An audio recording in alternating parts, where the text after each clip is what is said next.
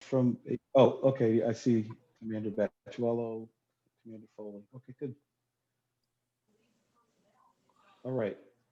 JR, are you in here? You are in here at the top. Good. Okay, perfect. Okay, welcome to the Thursday, November 5th, Public Safety Meeting, uh, Committee Meeting of the Albany Common Council. Topic of discussion will be Local Law H in relation to Police Department statistics, Local Law I in relation to use of police video cameras, and Local Law J in relation to the CPRB and operation of that. For the record, committee members for public safety, let's see, is Alfredo in here? Yes. Okay, Balran, Mr. Igo is here. Let's see, Miss, it's a lot of faces on this screen. Is Miss Frederick here? I'm not. Yes, she is. She is, okay. Committee member, Miss Frederick. And I thought I saw Mr. Hoey. There's a lot of, well, he's not here just yet. Okay, I'm council here. members. Hello, I'm here. He's here. I see him. Okay, I see you. I see you. Okay, thank you. It's so, JR, can you do me a favor and just run through the other members here present? Sure, give me 1 second. President of the Common Council is Councilwoman Judy Doche, Councilmember Richard Conti, Majority Leader Ginny Farrell, Councilmember Joyce Love, Councilmember Jamel Robinson, Councilmember Johnson, Council President Ellis, Councilmember Flynn, Councilmember Anani, Councilmember Igo. I think that is it that I see. Yes, we need a couple of screens here to keep up with this. But thank you, everyone, for joining us here. There are members of Albany Police Department, our CPRB are here, Corporation Councils present also. Okay. Yes. Okay, so just getting right into it. Again, the whole purpose of this, like most of the country are going through police reforms and dealing with these issues. It's about increasing accountability and transparency with our police service and trying to rebuild the public trust. Simply put, I could speak more on that, but that's what this really is. And with that, we will just jump right into the legislation. Local Law H first. Mr. Baldwin, would you want to say something about that, or I can just speak to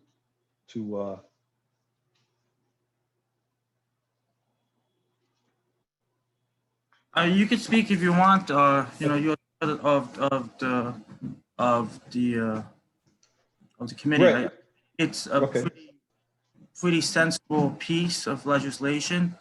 It's acting to get statistic information. It's an opportunity for us to build data and make data-based decisions on trainings and other forms of addressing issues and concerns.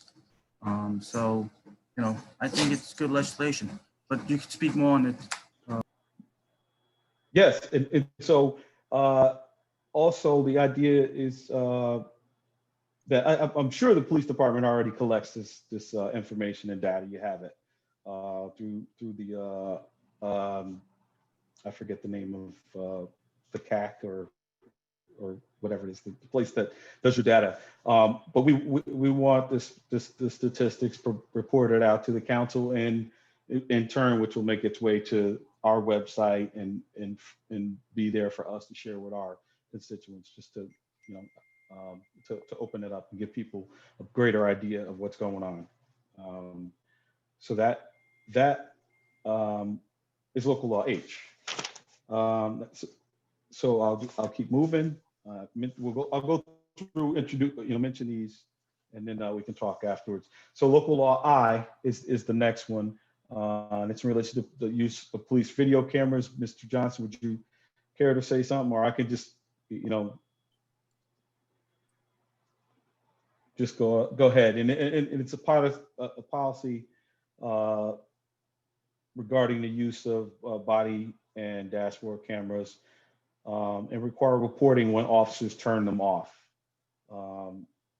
And the idea being that in some instances they get turned off, the city gets sued behind that, or in some nefarious cases or situations they get turned off to conceal any wrongdoing. And so the idea with this is to just document anytime that occurs. Not that things are being done wrong, but again, sometimes the appearance of doing something wrong is damaging also. Mr. Johnson, did you care to say anything, or you don't have to? I'm sure down the line you'll say some stuff. Not at this time, I don't, but you made some valid points. Okay. And then for moving on to the next piece of legislation, which is the big one, Local Law J of 2020, in relation to the CPRB and operation of that. I'm going to ask you, Mr. Conti, to just jump into that for me. Okay, thanks. So this makes some revisions to the CPRB, some of which have been spoken about for a while. I know that there were 2 letters, as I recall, from the CPRB members CPRB, with yes. recommendations, an earlier one and a later one. This reflects what was in that earlier letter.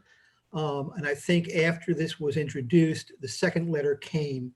So I think there's some difference. I don't think the first one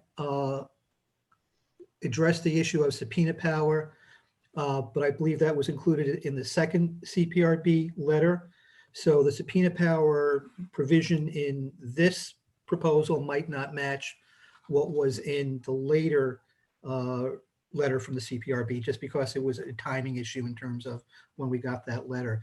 So it does incorporate some of those recommendations. I think all of the recommendations from the CPRB, as well as some additional recommendations that have been talked about. I'm just going to quickly jump through it. If you have it, I'm looking at the supporting memo and the summary. And it adds a definition of gender to bring in the inclusive definition of gender identity or expression. It does provide a funding floor for the CPRB. Right now, the CPRB funding is a general appropriation in the budget, which has always been $250,000. This would set it at a minimum of 1% of what the police department budget is, which I believe, based on the current level, would be approximately $540,000 or so a year. There are some technical changes. If you can scroll to right, great, JR. There are some changes in the training and orientation of members to include updates on relevant changes in case law or statutory amendments. There is some additional reports to the CPRB regarding quarterly reports from the chief on disciplinary proceedings or investigations and actions that have been undertaken. If you go to 42.342, which is on that second page, that's just a technical correction, and it provides some additional information to the CPRB related to prior complaints or actions against an officer involved in the complaint that's been submitted. It does make some changes in the timing of reports to the CPRB and status on that. Those are reports related to status of investigations. And it does provide some authorization, again, for them to undertake independent investigations and use of subpoena power. That is after an internal investigation is taking place. And I think this is the area where there might be some variance between what's in here and what was in the second letter of recommendations that we received from the CPRB. And then there's some additional provisions on findings that allows them to make a finding in an investigation, even if the officer is no longer a city employee. And also there's a current provision that allows, based on a recommendation from the Corporation Council, that allows either the mayor or the Common Council to suspend an investigation. So either party can do that. This would make a change so that it have to be concurrence of both the mayor and the Common Council to suspend an investigation rather than one party. And I think those are the main provisions. And I would say there are some technical corrections, but that's the basic thrust. Okay, thank you, Mr. Conti. And so with that, what I want to do is something a little different than we normally do. We usually take public comment at the end, but when members, both public safety and also some folks from the city are responding or speaking, I want it to be somewhat in response to what we get from the public. So, Michelle, do we have people here in the room from the public that you got them in a order to allow them to start commenting?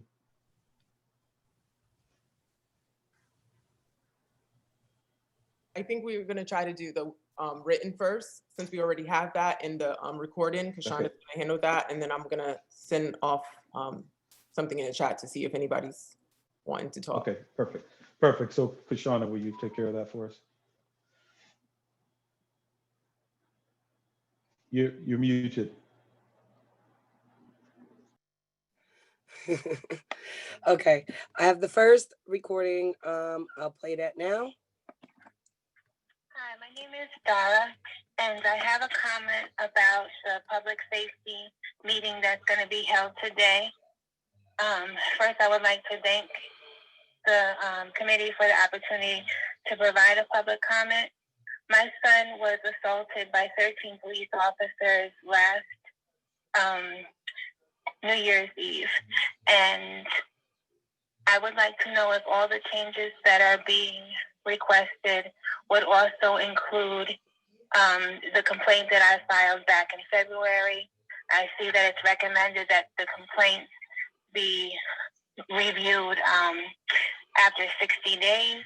It's been almost 8 months since our initial complaint, and I would like to know if our complaint will be included in the revisions that are going to be made to the Community Review Board. Thank you.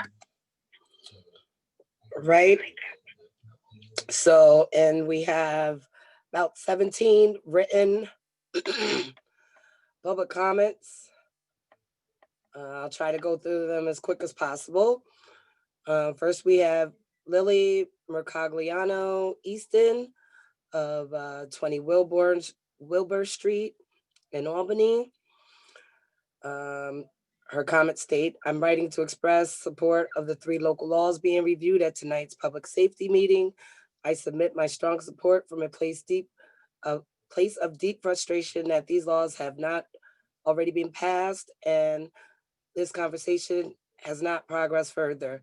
The trust in our elected officials' ability to adequately advocate in defense of our communities that are over-policed has been damaged severely by the tepid response to the militarized use of force and tear gas at the beginning of the summer. I call upon the Common Council to take bolder actions more quickly in the near future. Next one is Colin Clark. Hello, my name is Colin Clark. I am an Albany resident. I want to urge the Public Safety Committee to adopt the proposed legislation, Local Law H of 2020, Local Law I of 2020, Local Law J of 2020.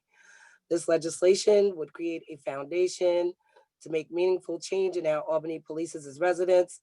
Special consideration should be taken with Local Law J of 2020 to ensure that the community complaints are taken seriously and are resolved timely. Sincerely, Colin Clark.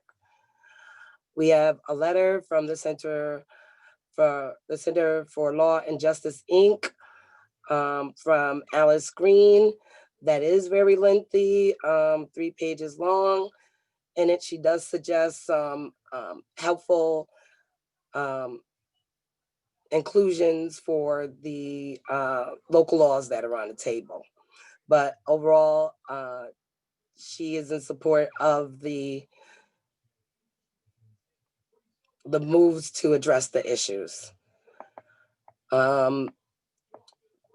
This one is Betsy Mercogliano of 3 Wilbur Street in Albany. I'm writing to encourage adoption of the 3 local laws on the table tonight about Albany police policies. Specifically, body cameras must be on, compiling data and getting it to the Common Council and giving CPRB subpoena powers. Lord, it is kind of shocking that all of these things aren't already law in Albany. I have said for years that CPRB needs the teeth of subpoena powers Albany residents know, and the powers that need to be acknowledged. Minneapolis and George Floyd would have been Albany. Ask Elazar Williams and all the others over the many years who have had deadly force encounters with APD. Wake up. Next, we have Briley Schroeder of 90 Grand Street, Albany, New York, who is in the Police Reform and Reinvention Collaborative. Are there members from communities impacted by police violence? And are there plans to cut the bloated police budget? We have comments from Chris Marcogliano, 3 Wilburn Street, Albany, New York. I empathetically support the body camera mandate because as long as certain cops know that no one is watching, the abuse will continue unabated. Also support granting the CPRB greater discovery powers and think that additional powers are necessary as well. Board needs the authority to conduct misconduct hearings, disciplinary authority, and the power to evaluate systemic patterns, practices, policies, and procedures of the APD in order to commend change and prevent further misconduct. The next comment is from Amanda McDowell, 50 Esplanade Street in Selkirk, New York. I'm in support of the following laws mandating that demographic information be recorded and reported to the Common Council, race, gender, age, and ethnicity. 2, mandating that city-owned body cameras are worn and turned on by all officers. My understanding that the emphasis here is on our special units and that reporting be done if they are turned off. 3, granting the Citizens Police Review Board broader discovery powers, often called subpoena powers. These laws are very important to provide supervision oversight for police, to hold them accountable and prevent police brutality. In addition, mandating demographic information be reported to the Common Council is vital to be able to have clear statistics on police brutality and to help enact reform. Submitted by Anita Thayer of 196 Mount Hope Drive, Albany. Her comment reads,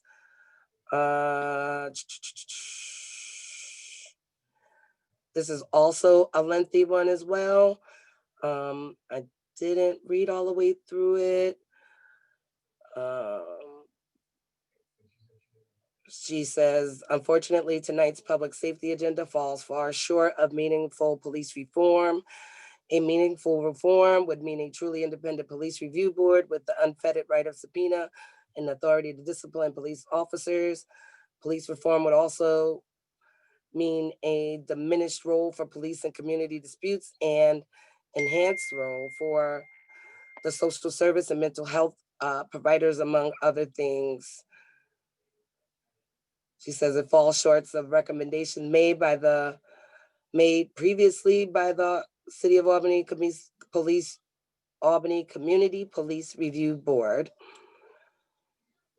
Said the council received 2 sets of recommendation and talks about that she notes that there's 4 more months have now passed since the council receipt of those recommendations.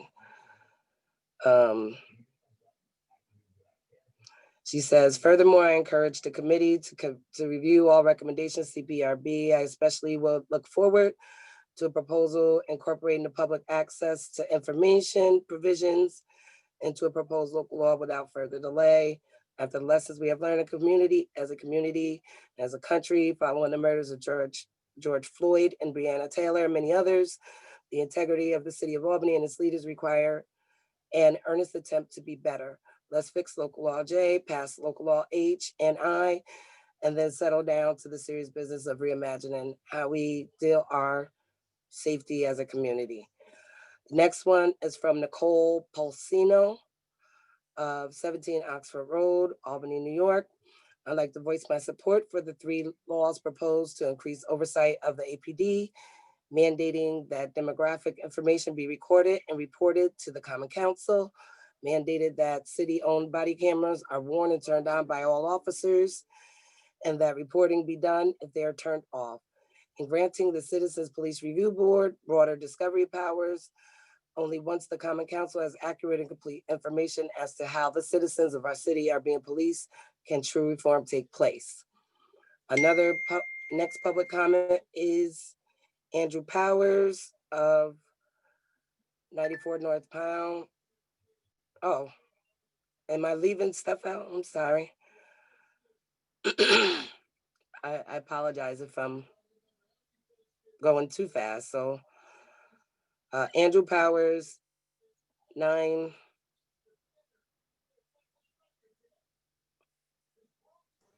Sorry. I'll take over, Kashana, for a second. So you can take Okay, a if minute. you like. Okay. Andrew Powers, 94 9 Pine Avenue, apartment 1, Albany.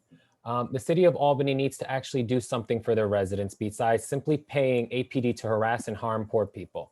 Albany ranks highly among the most economically and racially segregated cities in the United States. Albany is 232 out of 274 cities on overall inclusion in 2016 and is no better today. The politicians of Albany should be ashamed to show their faces in public for their failure to do anything but arm APD and defund social programs. Instead of fighting poverty, the Albany local government has chose to physically fight poor people. APD assaulted peaceful protesters on June 1st and June 3rd, putting a personal friend of mine in the hospital.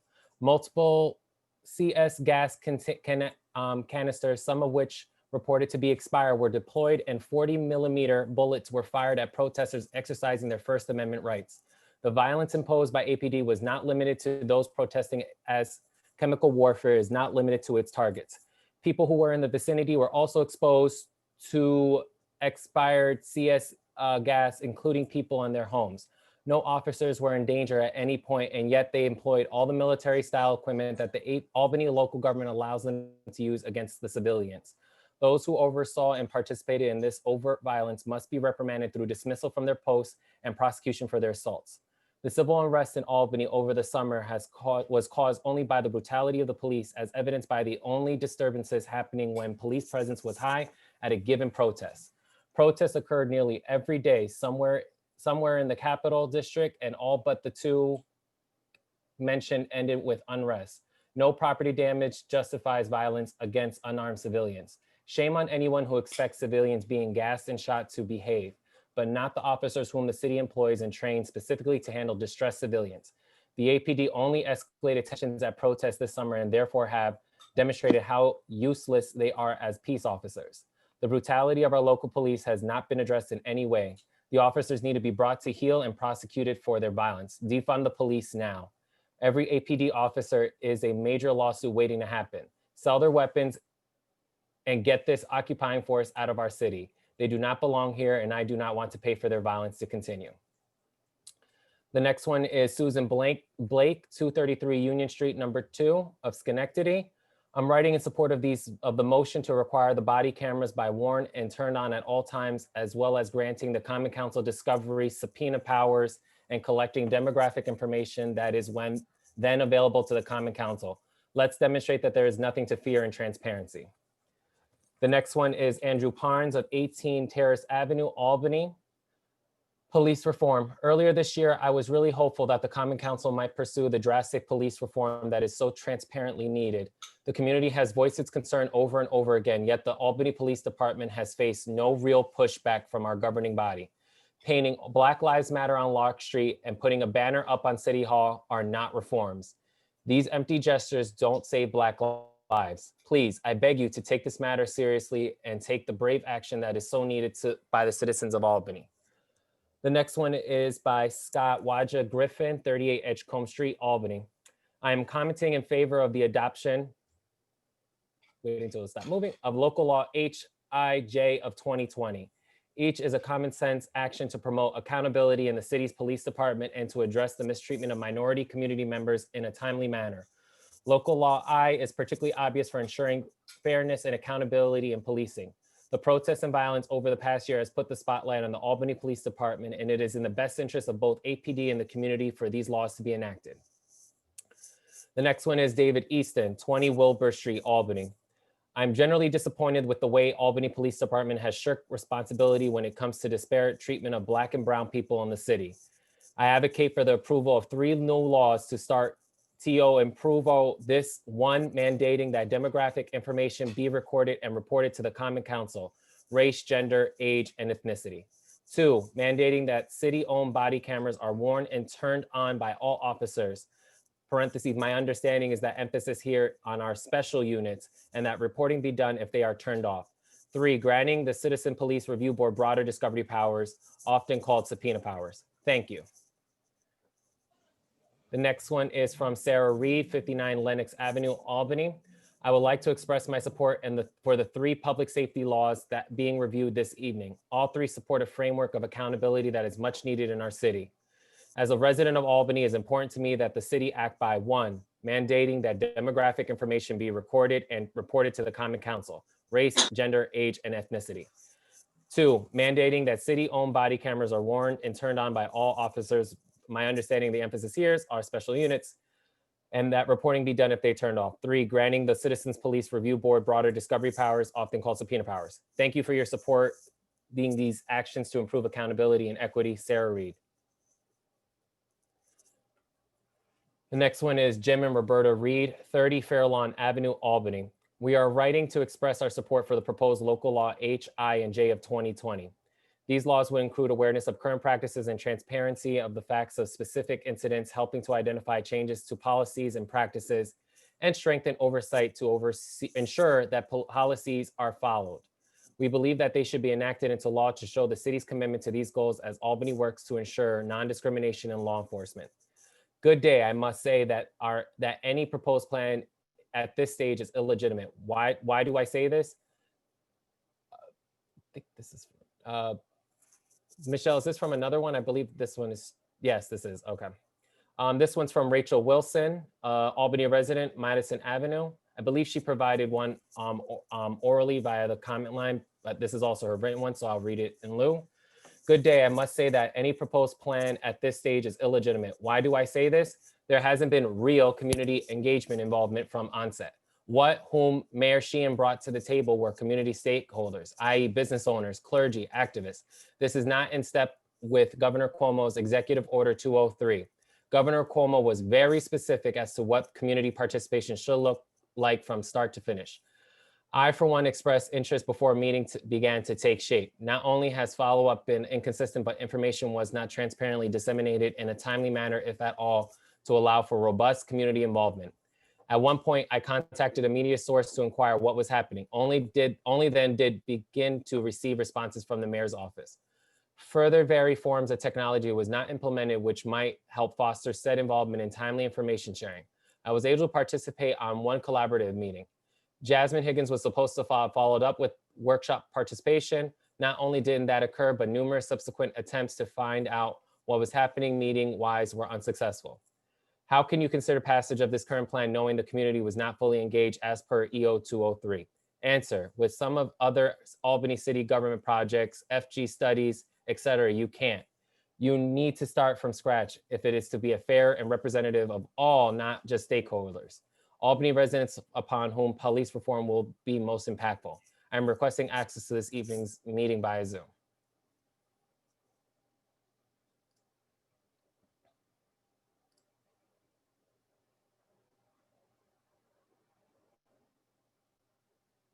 And then this is the letter from Alice Green, and I will read it in its entirety. To the Albany Common Council Public Safety Committee, thank you for this opportunity to comment on proposed local law H, I, and J now before the committee. The Center for Law and Justice is pleased to provide the Common Council with our reflection on these matters. Before commenting on these specific proposed laws, I would like to offer some context. The remedies before the Public Safety Committee today are minor improvements to a woefully flawed criminal justice system plagued by systemic racism. As we speak, the Albany Police Reform Collaborative has broken into working groups to pursue solutions to a problem the collaborative has yet to articulate.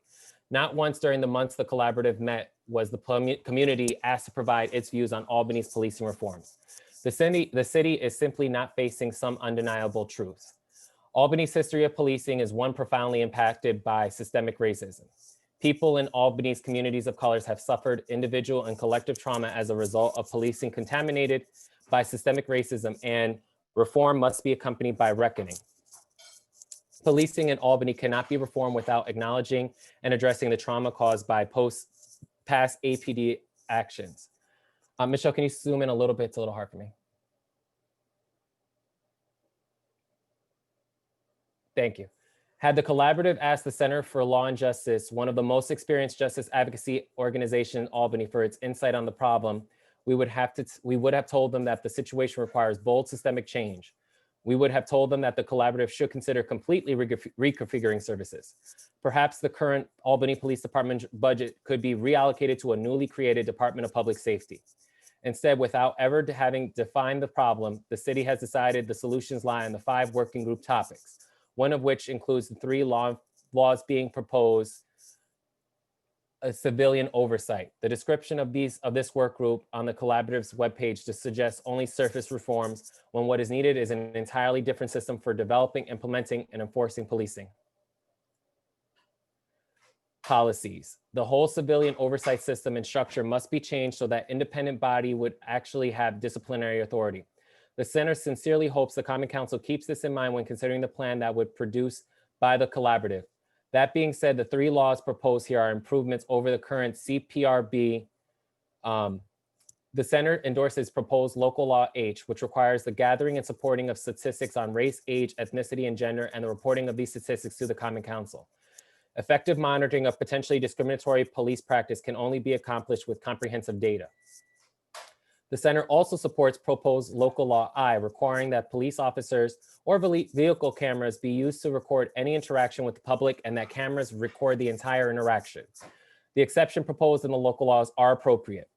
We also support the requirement that a supervisor must grant approval before a camera can be turned off and that any such approval must be documented along with the reason.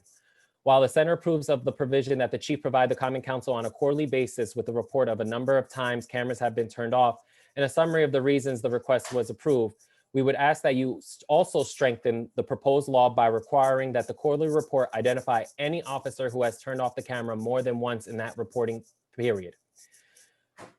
The center supports proposed local law J, which strengthens Community Police Review Board, setting the annual budget of the CPRB at no less than 1% of the Albany Police Department annual budget will assist in funding the independent investigations to be conducted by the CPRB.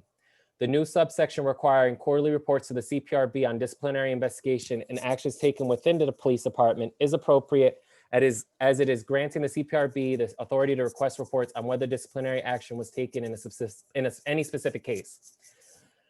Proposed local law J also provides the CPRB access to information related to prior complaints or actions on any officer involved in a complaint and access to relevant audio or video footage pertaining to an incident.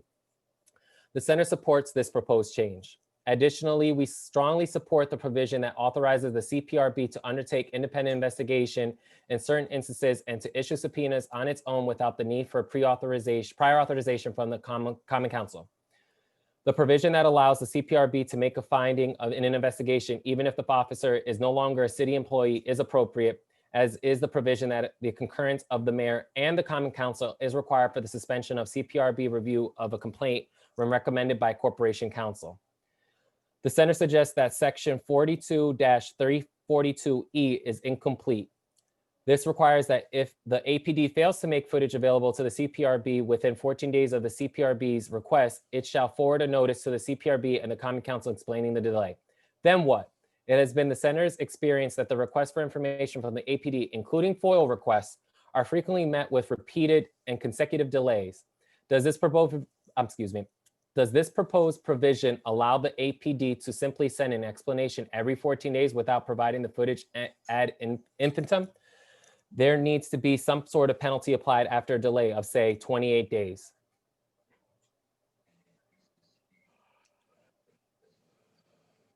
Lastly, missing from proposed local law J is provision that authorizes the CPRB to impose or at least recommend a specific discipline for an officer for whom a complaint has been sustained. This should be added. Once again, thank you for the opportunity to comment on the 3 proposed local laws. Alice Green, Executive Director. And I believe you Ms. want me Alice Green to- is coming in. Did you want me to read the complete statement from Ms. Thayer that I had summarized? Okay. All right, Anita Thayer, 196 Mount Hope Drive, Albany, New York. The press release announcing today's public hearing issued by the mayor's office states that tonight's Public Safety Committee will be discussing legislation prepared in response to calls for meaningful police reforms. Unfortunately, tonight's public safety agenda falls far short of meaningful police reforms. A meaningful reform would mean a truly independent police review board with the unfettered right of subpoena and the authority to discipline police officers. Policing reform would also mean a diminished role for police and community disputes and an enhanced role for social services and mental health providers, among other things. The local laws being reviewed by the Public Safety Committee tonight also falls far short of the recommendations made previously by the City of Albany's Community Police Review Board, CPRB. The Common Council received 2 sets of recommendations regarding much needed policing reforms for the City of Albany from the Community Police Review Board on June 22nd, 2020 and July 5th, 2020. The CPRB is a valuable resource for the City of Albany. Its members volunteer endless amounts of time to fulfill the mission of the CPRB. The CPRB proceeded in a prompt and timely manner to bring forth their important recommendations pursuant to their statutory authority. These recommendations should not be discarded or set aside without council review. The pending local laws are no substitute for the more comprehensive approach of the CPRB. I noted that 4 months have now passed since the council's receipt of these recommendations. The Public Safety Committee now has before it 3 proposed local laws. In answer to the CPRB's need for subpoena power, local law J includes a protracted, convoluted process rather than the direct language to apply for a subpoena that was proposed by the CPRB.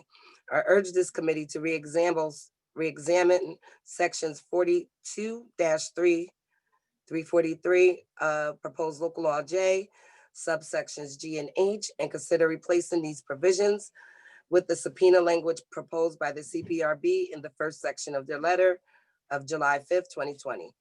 The CPRB proposed that there be a civil or criminal penalty for an officer deactivating an audio or video recording. Local law H simply proposes a paper trail. Local law J proposes collection of important statistics. This is important, but without more oversight authority vested in the CPRB, we cannot expect any genuine changes in police policy practices. In conclusion, I urge this committee to strengthen local law J before forwarding it to the Common Council. I support local laws I and H. Furthermore, I encourage the committee to review all the recommendations of the CPRB. I especially would look forward to a proposal incorporating the public access to information provisions into a proposed local law without further delay. After the lessons we have learned as a community and as a country following the murders of George Floyd and Breonna Taylor and many others, the integrity of the City of Albany and its leaders require an earnest attempt to be better. Let's fix local law J, pass local laws H and I, and then settle down the serious business of reimagining how we deal with our safety as a community. Thank you. Kelly, I believe that's all the written comments That's that all we the, received.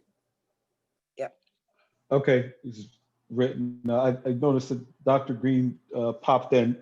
We read your letter, Dr. Green. Was there anything you cared to add, or we can't hear you?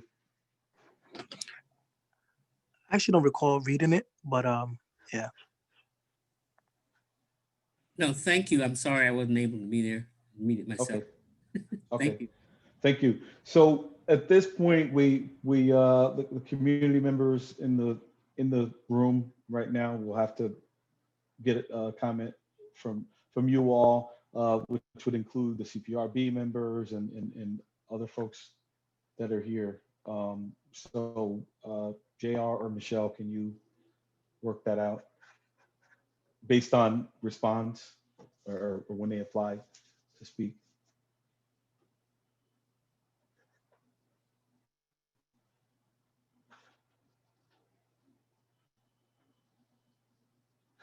Is there no one? Jasmine has her hands up. Okay. Thank you. I appreciate it.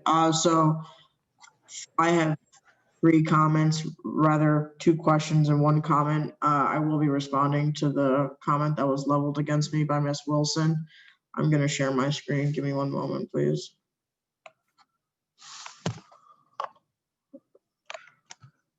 Oh, okay. All right, then I'll just read the email that I sent. One of 5 emails that I sent to Ms. Wilson. Thank you for your message. The collaborative is not solely comprised of public and private businesses, but rather a group of diverse folks from all walks of life who represent a variety of organizations. This includes 2 grassroots youth groups that emerged during the protest, 518 SNUG, also known as Cure Violence, individuals that have been justice involved, the African American clergy, the head of the Human Rights Commission, Black Nurses Coalition, and a variety of other trusted community leaders, to name a few. I understand and appreciate your interest and desire to have a seat at the table. We made a calculated decision to invite trusted community leaders and organizations to represent the affected communities and neighborhoods to the plenary. We are currently moving into the working group phase of the collaborative, where participation will be expanded to include the community at large, including folks such as yourself who have expressed interest in creating and reshaping APD policies in the city of Albany. When we formulated the plenary, we were conscious and deliberate about picking folks who not only have ties to the community and also represent the demographics in our city with respect to race, ethnicity, socioeconomic status, sexual orientation, and the like. In addition to the Facebook live stream, we are posting recordings of the collaborative on the city website and have reached out to our local news media about contacts about publicizing information about the collaborative in the live stream.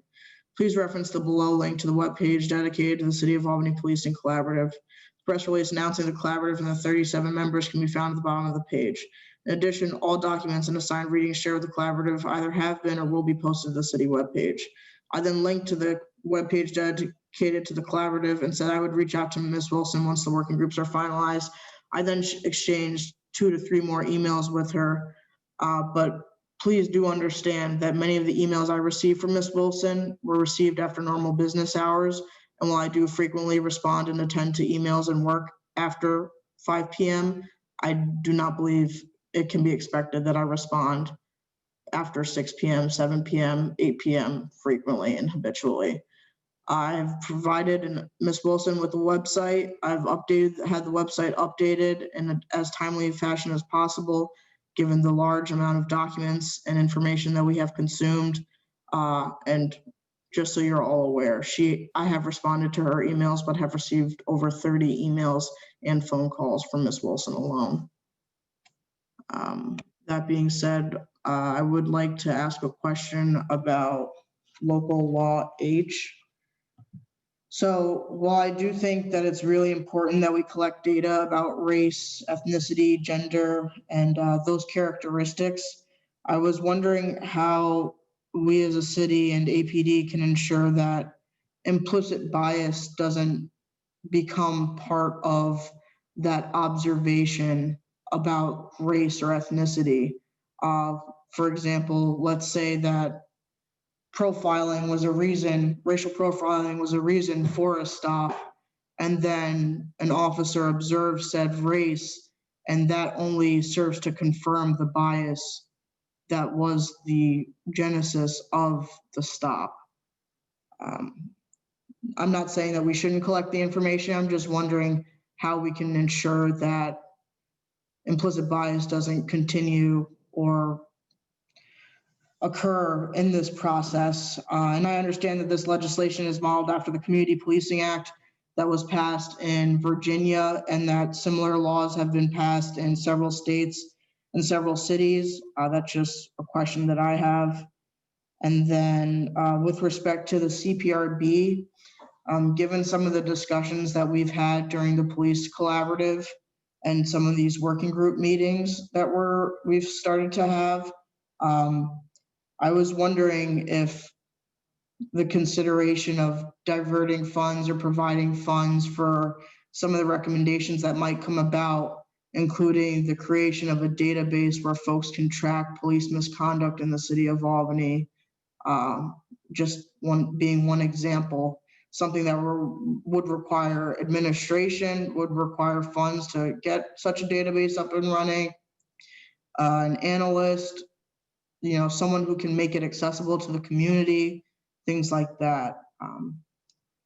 Which is not to say that I don't believe the CPRB should get additional funds, but we do have to think of the reforms that might come out of this that could potentially be costly and more reflective of what the community ends up wanting. Thank you for your time. Okay, I didn't want to get to this point yet, because if we start going back and forth, we're going to get lost.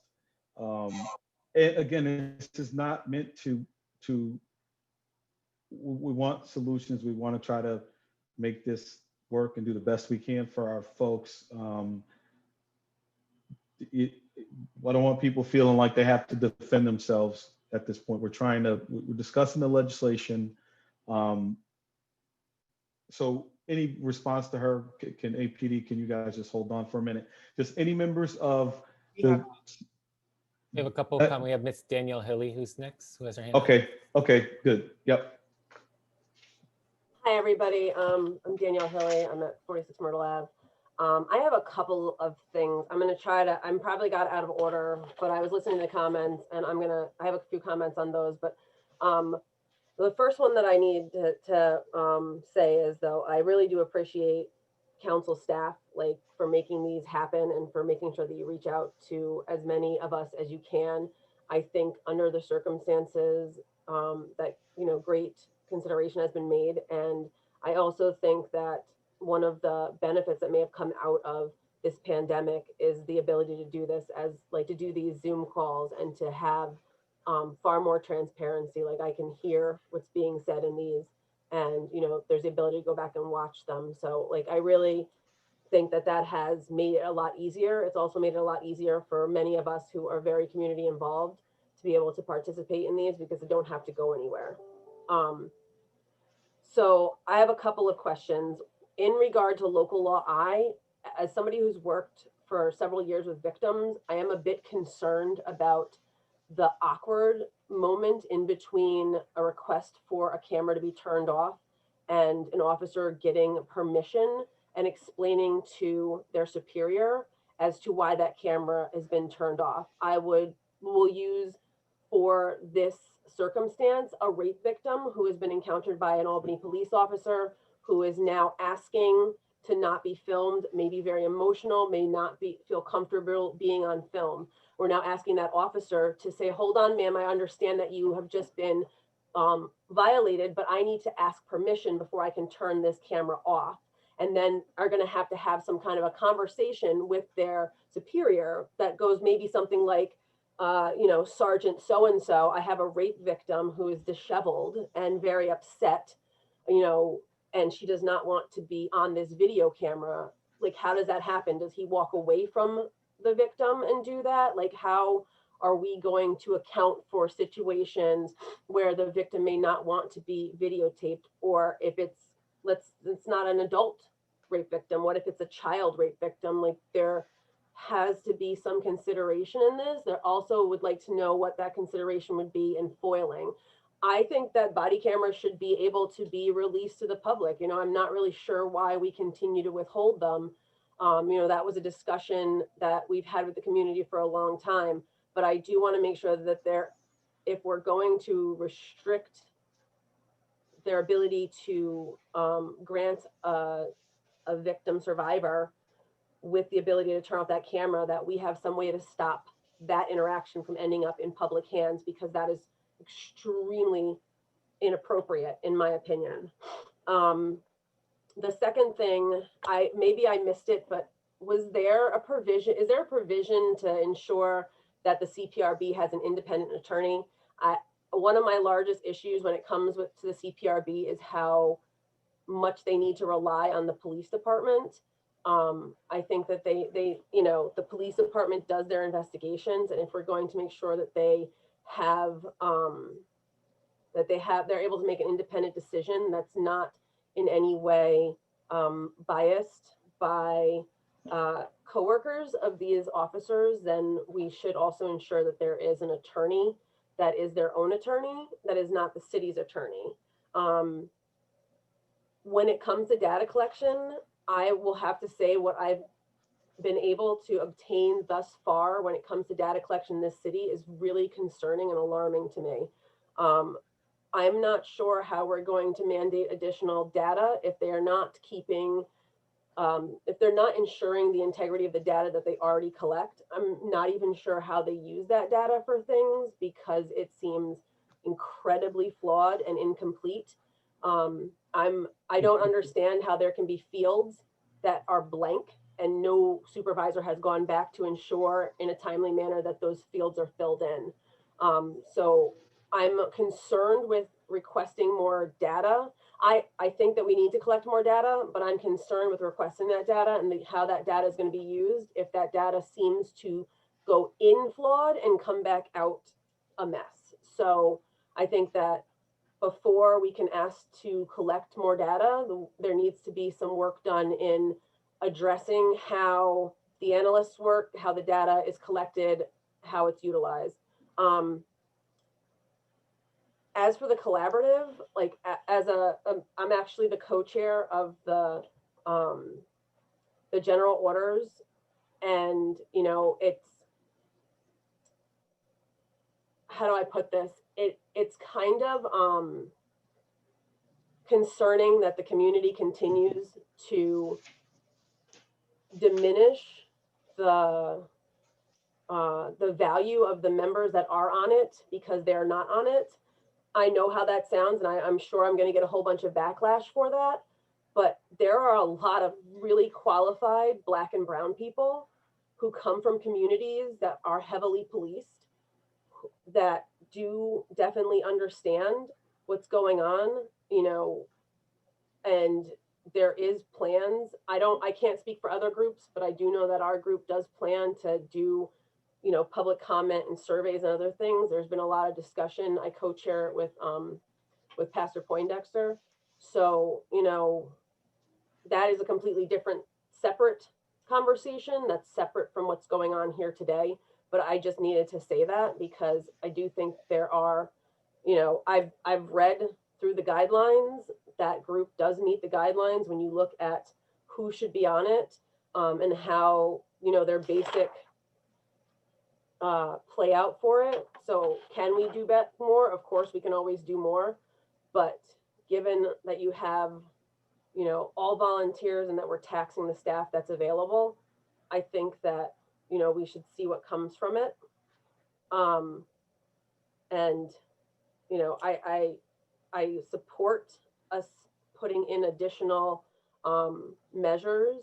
And I think that it's going to be a work in progress, but I do have serious concerns about the situations with the body cameras.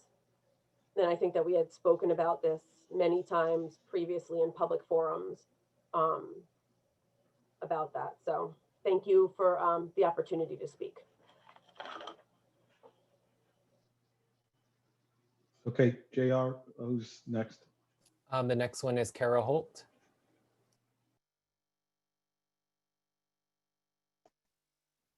Hello. So thank you. As everybody else, I appreciate the opportunity to share my thoughts and be part of this conversation. And I want to echo the sentiment that I do appreciate that we're able to attend these meetings via Zoom call now, and that we can watch them again and we can participate, because I feel like that was really a barrier before in being able to participate. So thank you. You know, I think for me, I really support the three things that are being put forward, and I'm encouraged to see the results of the survey, and I'm encouraged to see that we're looking for places where things were implemented and identifying best practices across the nation and trying to find a good fit for us. But I do think where we're falling short is that we had an opportunity, or we were tasked with reimagining what policing would be.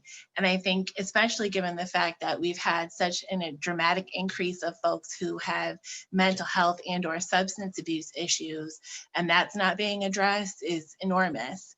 And we have all these open spots on the police force where we can't hire police, or at least according to what the chief is saying in these meetings with people, is that people don't want to work here. Why don't we have a mental health response task force? Why don't we have those type of things as opposed to building the police force? I think we're missing an opportunity to kind of deconstruct what we have and build what works best for us, as opposed to trying to, replace the wheel on the Jeep that we've had since 1922. And, when it comes to things like, for example, the data collection, a great point was brought up.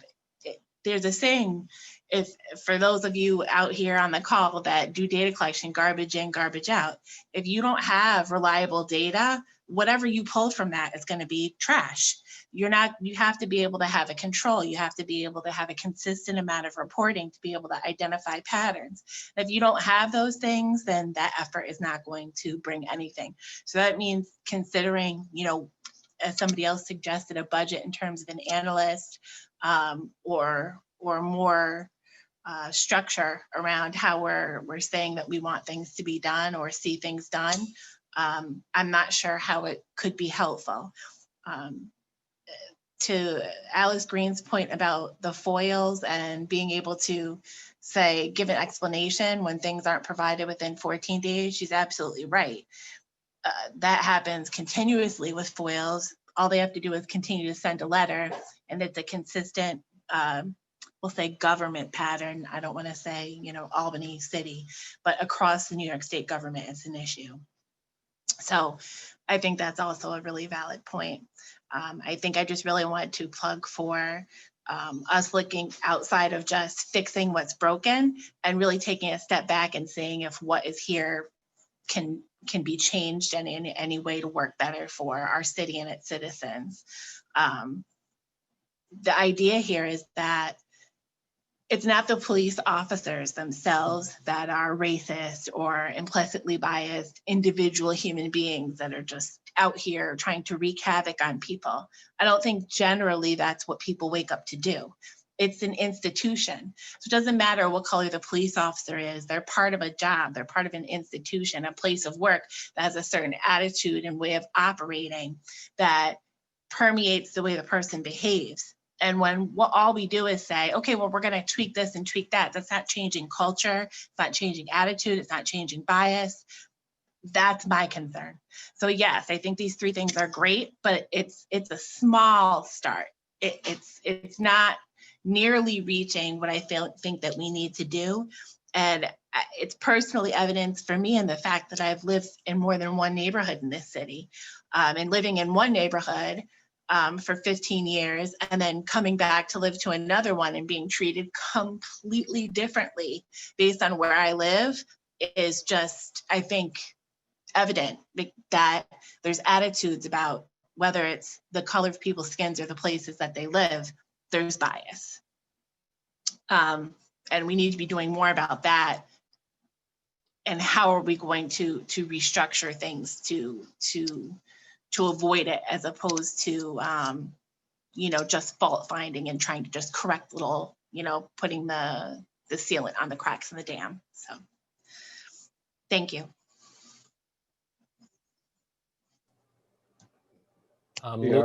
Luke Grandis, Vocal New York. Sure. Thank you. Good evening, everyone. My name is Luke Grandis. I'm a resident of 367 State Street, Albany. And a couple of items that I'd like to address are solidifying the language in the legislation around the subpoena powers that are held by the CPRB to make sure that it's more clear in the legislation and does not leave too much room up for discretion. Another one being that what I think is missing from some of this legislation that could be and should be included is mention of what's happening with asset forfeiture in terms of the Albany City Police Department. What's happening with asset forfeiture currently? Where is that money going? Can it be going into education and all of the other social services that have been cut across the board right now? I think that's a really crucial thing that could be included in this legislation that would make a large difference, because otherwise, as of right now, we have no idea when a police raid happens and money is confiscated along with drugs and other things that have a monetary value attached to them, where that money's going. So I'd like to see some transparency around that, but also some direct intentionality in it being reallocated into the communities who need it most. And in addition to that, I just wanted to basically ask if the Facebook comments that are made and comments that are made throughout these forums are actually documented, read, and reviewed for times when folks are not able to engage in these meetings. So I just wanted to put that out there to see if those are being reviewed. And my final statement would be today, as many of you know, the initial report of the racial bias audit was released, claiming that we don't know if this disparity is due to actual racial bias. So what I'd like to know is what investigation is needed to prove that the reason that Black people are predominantly being arrested is because they're Black. I'm not sure what other evidence is needed besides these numbers, but I think that there should be some clarification besides just saying that we see a large disparity in racial arrests, but we need more investigation to tie this to it actually being about race. And so those would be my final statements for this evening. Thank you. Next is Nairobi Vives. Good evening, everyone. Nairobi Vives, I'm a member of the CPRB and also on the collaborative as well. I just want to say, I know the meeting started with the council member saying that that the local laws were prepared prior to receiving the second letter from the CPRB. But just to echo a few things that Alice Green wrote in her letter, and also Anita Thayer and other members of the community had said, I know that we are still working on the collaborative. I know that that the information that the proposals that the CPRB put forth hadn't been fully considered, but I would urge the Common Council to, at least with local law J, reconsider the language on the subpoena power. Look at what the language in our second letter and work from there. I think that what we try to put together is what many are asking for, what we agree with, and what I personally agree with, just as a citizen of Albany, is that the CPRB needs to be more independent, and the subpoena power needs to be removed from, and investigative powers needs to be removed from just reviewing the cases after the Office of Professional Standards reviews complaints. Additionally, I think Danielle spoke on, we did ask for the ability to hire independent counsel and not be tied to the corporation counsel for the city. We spoke of in our previous meetings of the CPRB, the inherent conflict that is there. So I would ask that, I know that we are continuing in this process through the collaborative work, and I know that the council has received our letter, but I just urge further consideration of what we are asking for. Thanks.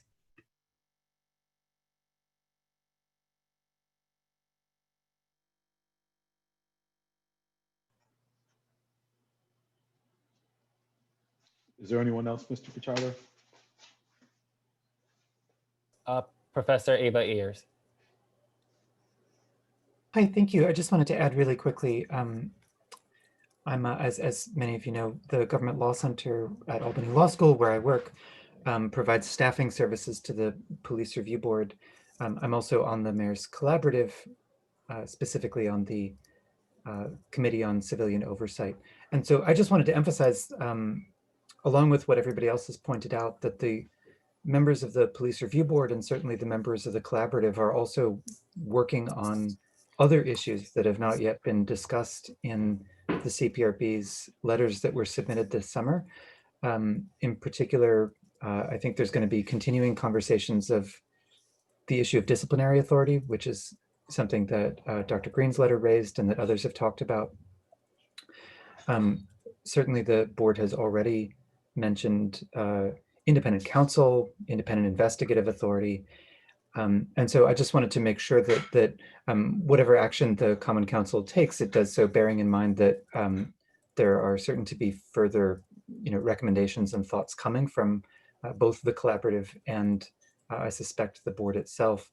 And that for all of these, just to put in my own opinion briefly, the key to almost all of this is effective staffing and support for the functions that are being given. So if you're going to have the board disciplining people, they need staff who can help them with that process. If you're going to have investigations, same thing is true. And so, some of the recommendations that the board has made so far talk about the need for those kind of services. There's also going to be a lot of work to do in envisioning how that's going to work structurally to make sure that it's effective, because as some folks have said, it's great to have a data analyst. Well, who are they? Where do they report to? And who has responsibility for making sure that all of that stuff works well? But basically, I just wanted to speak up to say that there's more coming. And I certainly didn't. I know the members of the CPRB, in particular the Bylaws and Rules Committee, which worked on those recommendations, thought it was very important that the Common Council be aware that those were not sort of the extent of the CPRB's view on what changes need to be made for the CPRB to be effective. Thank you so much.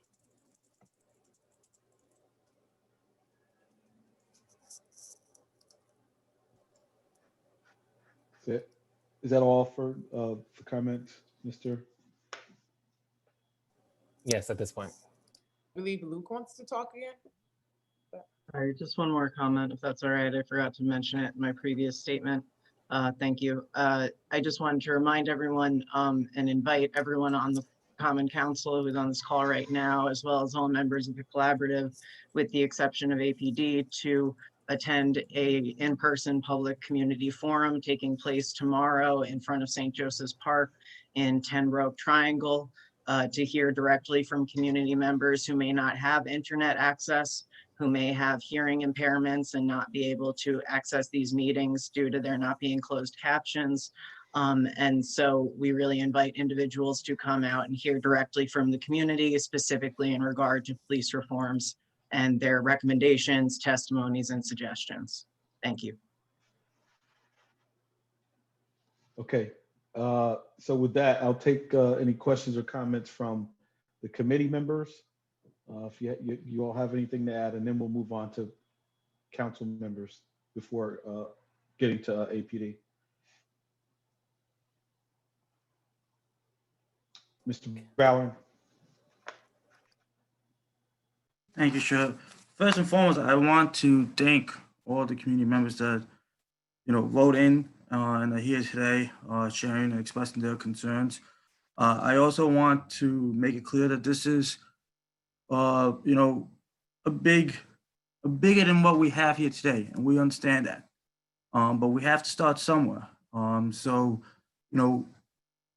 we have to take those first steps, and we have to have those conversations, and we have to,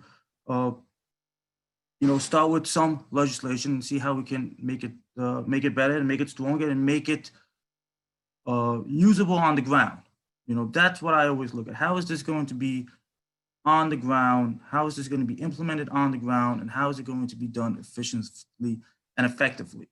So, we have to have those conversations. And I know and I'll take the hit. as someone who introduced one of these pieces of legislation, that, we're here in November and not in September. I'll take the hit for that. But we're here. We're here now, and we're here to have these conversations. And, I'm glad that community members are here. I'm glad that APD is here. I'm glad we have almost a full council here, as well as the administration here, because we need all these voices in the room so we can have change that is implementable and effective and actually creates a better system for our city. So thank you.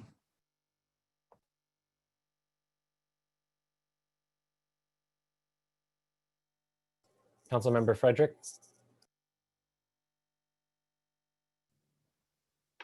Thank you.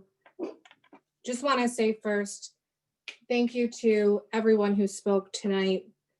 It's a tremendous turnout of comments, both written and via video today, that we definitely appreciate. We want to hear from the community and the comments that everyone has on these topics, which are very important to our community. Two comments were brought up that I do want to discuss. So looking at local law J and making sure that we make amendments based on the second letter sent by the CPRB, I think that's going to be crucial to make amendments before we move forward, in my opinion. And then secondly, I think a constituent brought up the body cam legislation and really making sure that a process is in place for people who, for example, might have some form of, the word was used, awkwardness or uncomfort with having to have the body cam turned off. Not saying that that needs to become part of the legislation, but saying that's a process that should be thought of if this legislation does move forward. And then finally, there was a comment made by a constituent about making sure that we read Facebook comments. I don't know if we can do that going forward, but I do think that's a really good idea. Thank you.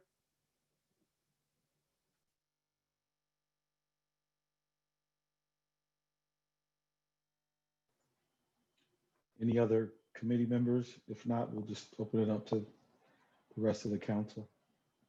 Mr. Igo, you. Yes, well, I'm waiting to hear, I'm looking at the video camera legislation. I believe that is, I'm waiting to see if the officers say that is the operating procedure right now. And we're just putting it on the books. So that is one question I had, or a comment. And I do believe that the difficult one is going to be the CPRB reform, if you want to call it, or changes. Years ago, when we put this piece of legislation together, Carol McLaughlin was heading it off and Dominic Casolaro. It was a compromise that the subpoena power, they would just ask the council for it. This might be a better way to go, the way they're asking some of it right now. But for 16 years, it's never been asked for. So up to this point, I know all of a sudden with new members that it's coming up again, or it's just the environment that we're in. So just something I've been thinking about. Thank you.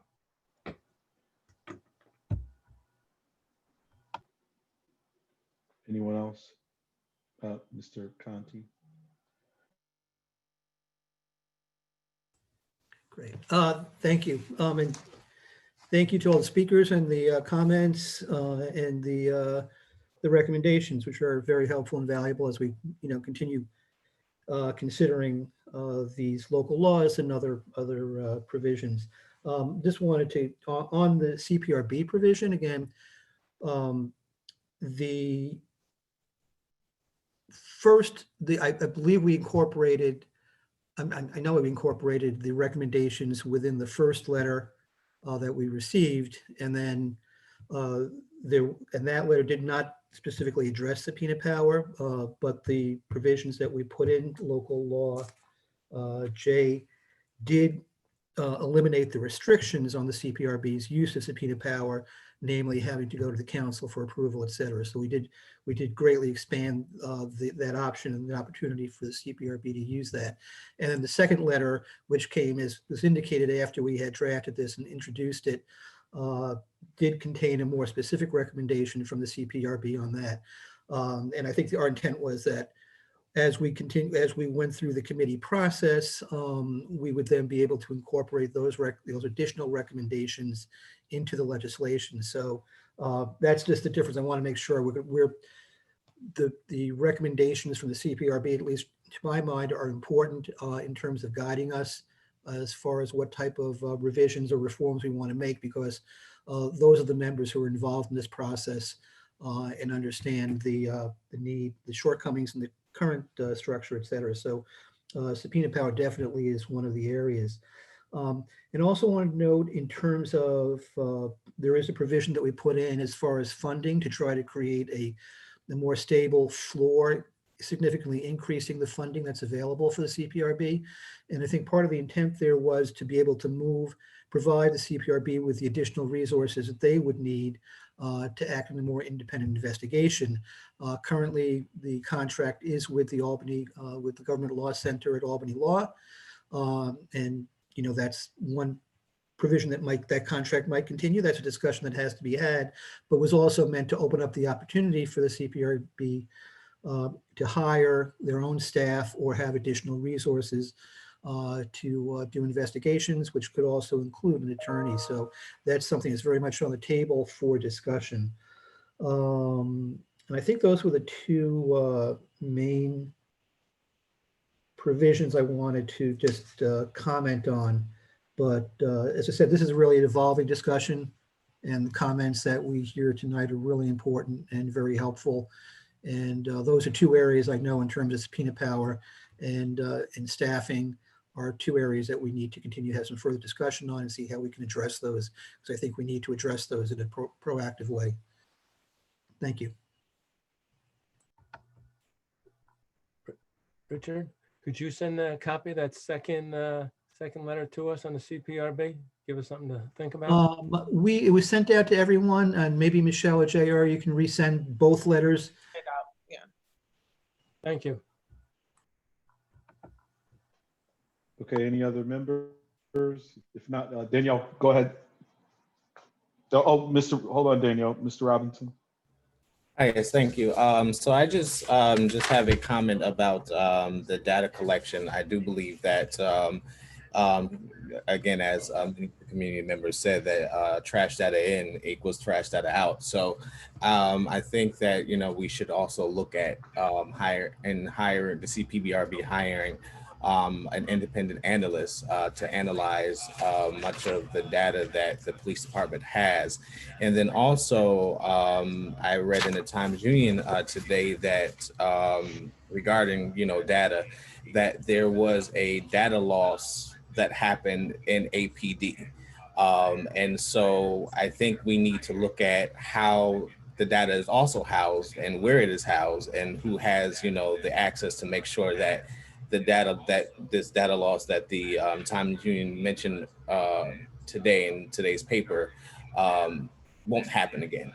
So that's my only observation. Thank you.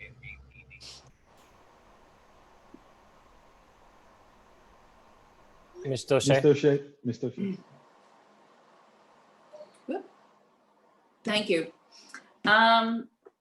So thank you to everybody for their comments. I'm particularly appreciative of the people who have been serving on the Police Review Board and appreciate the time that they have taken to provide comments as well. A couple thoughts that I have.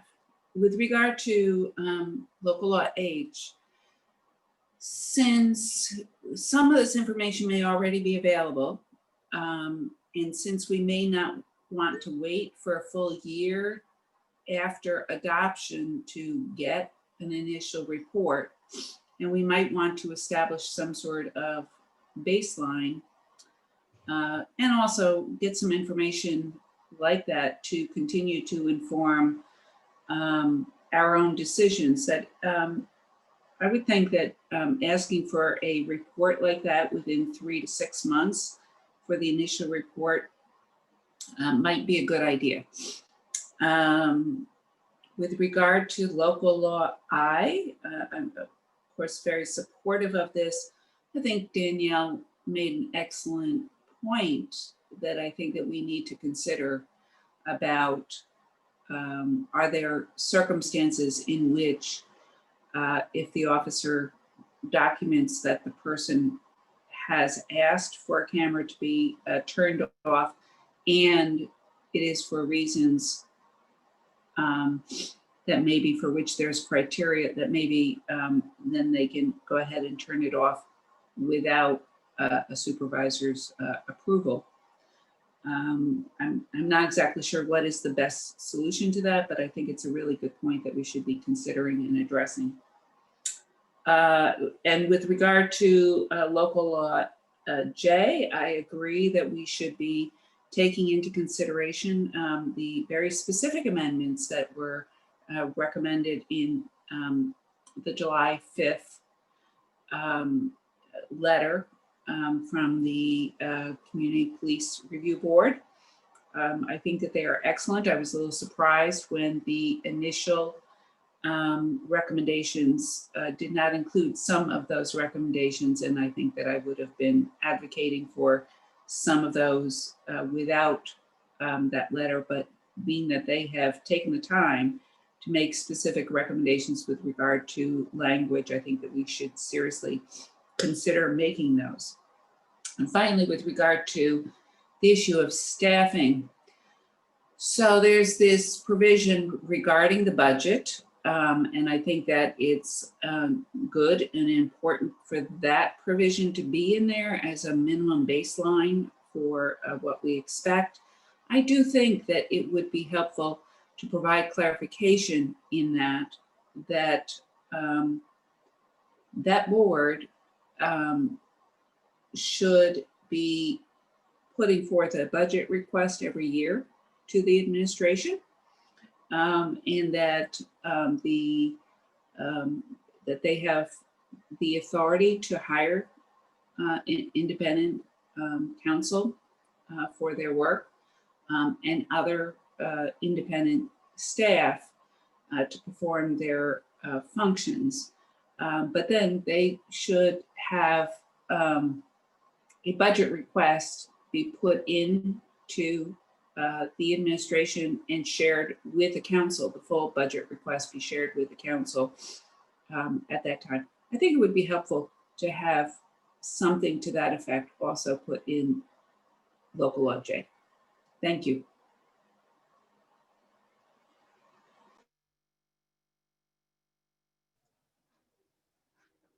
Okay, didn't miss anyone. Councilmember Johnson. Mr. Johnson. Thank you. Tonight, I just want to mention, I want to keep it real quick. I just want to mention a few names. Mario Garo Tita, I apologize if I said your name wrong. Armando Sanchez, Lee Childs, Dante Ivy, and Alazar Williams. I mentioned those names because the incident on First Street, there were cameras present, but no one knew about this incident if it wasn't for, I believe one of the victim's sisters had took the video and passed it out. So this incident had taken place a number of days, and APD administration wasn't aware of it. You know, this incident might have might have happened, and no one would have been aware of it. So I think that cameras being on is essential. I think that the discussion about every police officer wearing cameras is much needed, because we have to send a message to the community of transparency. This is what we say, and I'm just cautious about giving anybody discretion to be able to turn the camera off. I think that the conversation should be, it should be consequences when those cameras get turned off, because that's when it's margin for error. So I just wanted to mention those names, because without those gentlemen, without those incidents, we probably wouldn't be having this conversation about cameras And unfortunately to the experience, and their personal experience showed that it's truly a need for cameras. So I just wanted to say that it's uncomfortable on behalf of those names that I mentioned, that we have to have this conversation, but it's much needed. So thank you for the time to speak.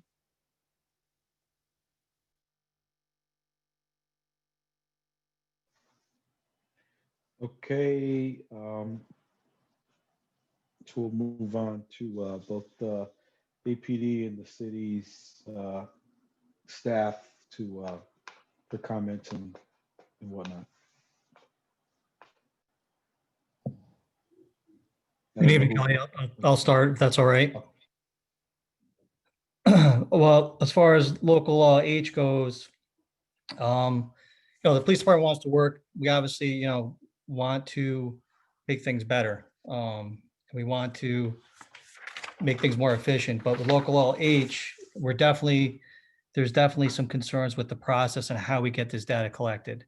So we would need some assistance with IT personnel to figure out how we can capture this data and house it in a way that we can digest it and deliver it to the CPRB. Some of the ideas that you guys spoke of with the analyst that's an excellent idea. We support that. We would like to discuss that a little bit further, though, as far as that process, getting the information and how we're going to get that information. And it seems as though maybe an IT solution, a software solution, may be the best for that, because there's a lot of information as I look at it here that we have to capture and get. And as it stands now, the CRAC and Commander Foley's on the line here, and after I'm done speaking, he can attest and talk about all that. The CRAC is already has a lot on their plate right now, and we would definitely need another staff member to help get this data to members of the CPRB and the Common Council. Local law, the next local law is local law about the video cameras. I urge everybody to read our department policy. It's out there on body worn cameras. I don't know if this is just to codify it, but we do all this already. Officers are wearing cameras. If the camera is turned off, they need to document that as to the reason why the camera was turned off. There's also a lot of other concerns that were touched on here with privacy concerns with the victims. I know Danielle talked about an example of a victim. There's examples like that. There's examples with detectives following up on cases, and people might be more reluctant to cooperate, knowing that they're being video recorded, and that video is going to be released within probably 2 weeks or less. So it'll get out there. We've already seen some issues with people wanting to cooperate with cases because they know that information is going to be out there. And there's examples of that happening where then now they're facing possible retribution because that information is out there and everybody knows that they're talking to the police. Again, I'll have Commander Foley speak on that a little bit more. We had a few other issues with that as well, or concerns, I should say. And local law J with the CPRB, Commander Batchwell's here to speak on that. He works with the CPRB regularly. So I'll just let him speak on that. But I also want to add, I've been in law enforcement for over 20 years, and I've never. It's just this is a very negative vibe that we have here in law enforcement. There was not one thing mentioned about any positive thing that we do. And we do a lot of positive things at the APD, but I think it's important that I mention that because I know there's other union people and other officers probably watching this. And, we talked about some staffing that we're currently having some staffing issues. And, I think there's definitely some positive change that could be made out of all this. And there's a lot of things that can be done. And I think everybody at the table here definitely has some positive input, but I think it'd be very helpful and beneficial if we kept it in a positive way, because every letter that I read there, I understand all the concerns, but there's a lot of good work that's being done out there. So I think if we capture some of that positivity and some of the good things that we're doing here, and maybe build upon that as well, that may be something that can make these things, come to fruition a little bit faster. But as a deputy chief sitting here with over 20 years of the APD, it's something that I feel that I have to say, because there's a lot of good work being done out there, and it's it's disheartening to hear all the negative energy that's going on here. And I urge everybody to maybe do a ride along, attend the Citizens Police Academy, just so you can kind of see what officers are also dealing with out there. So again, I know that's kind of off topic, but half this meeting was kind of off topic. So I just wanted to stress that. So I'll turn over now to Commander Foley.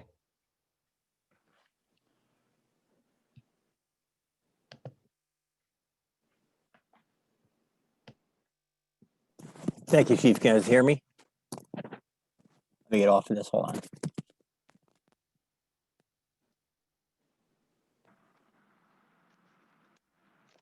All right, am I on yet? All right, thanks.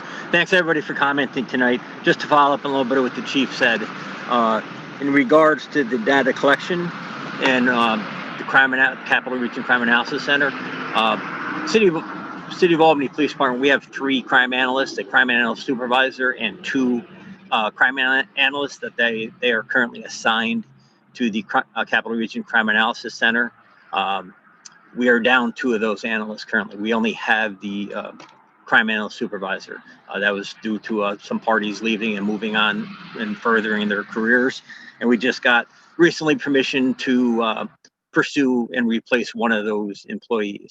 But we have seen an increased request for administrative requests, much to do with the collaborative, a lot of common counsel requests, counsels from the chief as well as the mayor's office, putting a strain on the one analyst that we do have now. So much like the chief said, maybe administrative analyst assigned to the chief or the chief's office or something like that would be really helpful, and would help facilitate getting the information to the CPRB in a timely fashion. Moving on to the body camera, local law I. Body cameras are very important. And much like the chief said, our policy does address certain situations when they do not have to be used. And much like Danielle said, currently in our policy, when interviewing a rape suspect or a rape victim or a parent juvenile victim, the officers are not required to utilize their cameras. That's already in there. Much like the chief said, if the cameras fail to be turned on, or if it's interrupted during any time during the video of it or anything along that lines, they have to do a report documenting why that occurred. So that is, again, already in there. The issue I would have, or the concern I have, I should say, is that being commander of the detective division, when we go out and do canvases, or we go out and do follow-up interviews, or we go out to collect video from individual houses with Ring cameras or private video surveillance systems, to the broad stroke of the first line there, it says, issued to police officers or installed police vehicle shall be used to record any interaction with the public and shall continue to record until the completion of that action. That would include those types of interactions. We're out there trying to solicit cooperation from the community. We've already received very little cooperation from a lot of times from our victims. So to put further obstacles into having that would hamper our investigations in a great manner. Those recordings would be, if an arrest is made, would be turned over to, as a result of discovery within 15 days. And then not only would a cooperating witness or person who provided information, not only would their name and address be out there, but also their likeness or what they look like as a result of that video being released. That would then put that party possibly in jeopardy of retaliation or danger. So while I do believe that cameras are very important, I think that have a broad stroke across that every public interaction with the police officer is just a little too far. I think on the canvases, or currently when we interview a witness, or we interview somebody down in our detective office, even though our rooms are equipped with video cameras to record interviews, we do not do that for that exact reason. So that way that they're not on camera, they're not giving us, they're nothing along those lines. So But I do believe that they are very important. And much like the chief said, if you just review our policy, much of the concerns that are addressed in this are addressed in our policy. So, thank you.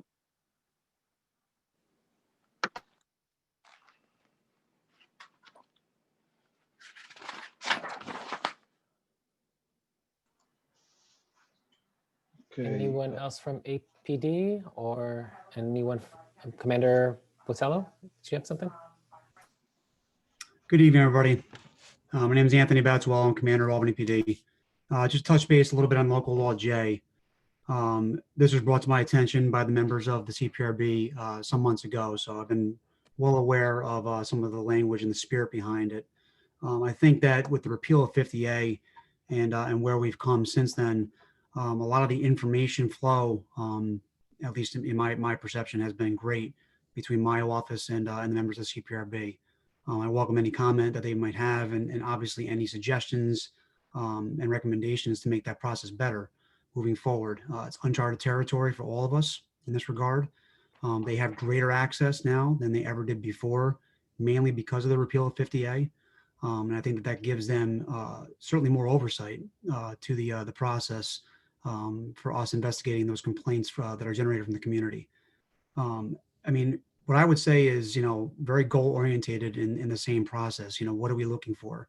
What's most important to me and in my role with the police department is transparency, is bringing that legitimacy back and that trust building that the chief is eager to, reconnect with the community. A very small piece of that, and it's just a very small piece of it, is making sure that when community complaints are brought to the attention of the police department, that they are answered, that they are heard, and that they are investigated thoroughly and completely, without bias and without subjective opinions. That's been my goal since day one in taking office. The investigations, and again, please don't take my word for it. Ask the CPRB, ask even the complainants themselves. The opinions and subjective viewpoints are just not allowed in those investigations. I am only concerned about the facts. All right, the facts that bring out the results of the investigation and what the findings are for the allegations that were brought against the employees of the police department. And oftentimes you will see that when there are sustained violations of policy, that they are addressed by the chief of police. Councilmember Johnson brought up the First Street investigation earlier. It's been a very well publicized case, obviously. That was an administrative review of the incident. It's been well documented that discipline has been issued to those employees by the chief, and that process is still playing out. I myself am personally involved with the due process that the employees have rights to, and it's very lengthy. It goes on for quite some time. So, we have to allow and respect that process to allow to carry out in full fashion. But again, that's all I have to really comment on local law J. I mean, I do believe in having whatever's going to achieve that transparency. And I'm not just saying that for useless rhetoric. I mean that passionately, because again, that only helps us in the long run, to be honest with you all. It helps the police department bring legitimacy back to what we're trying to do. And ultimately the number one priority is public safety. It affects everything that we do. So if we're not legitimizing somebody's grievance or complaint, if they felt wronged in some way, then that does create that distrust. It does create, anger and frustration and animosity and all things negative. And we just can't have that. So whatever's going to legally and lawfully allow us to have more transparency through the board's review of our investigations, I'm certainly for. The only other thing I'd like to comment on, if I may, there was a comment earlier, and forgive me, I forgot who mentioned it, about the data breach of data. That was just to be factual for it. That was in relation to the data breach that the city encountered back in early 2019. That was a citywide attack on all of its software and computer data. That did affect the police department in a lot of ways, but certainly with my my office, as far as it houses some of the complaint-driven data, we use a system called IA Pro. It is a system that is not, it wasn't built by APD. It wasn't formulated by APD. but that is where that information is housed. And it was simply lost. It was stolen, essentially, and there was no way of retrieving it. So pretty much all of the information from the year of 2018 into the early portion of 2019 was completely lost, to no fault of anybody from the city of Albany. So I just wanted to make sure I clarified that point as well. Thank you very much for your time.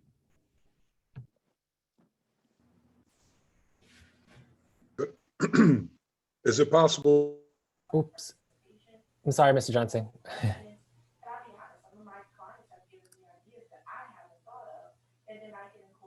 Go ahead, Mr. Johnson. I'm sorry. I'm trying to unmute. I just would like to respond to a couple of the comments that was made. As representatives, you hear people's concerns, and like we're having a conversation.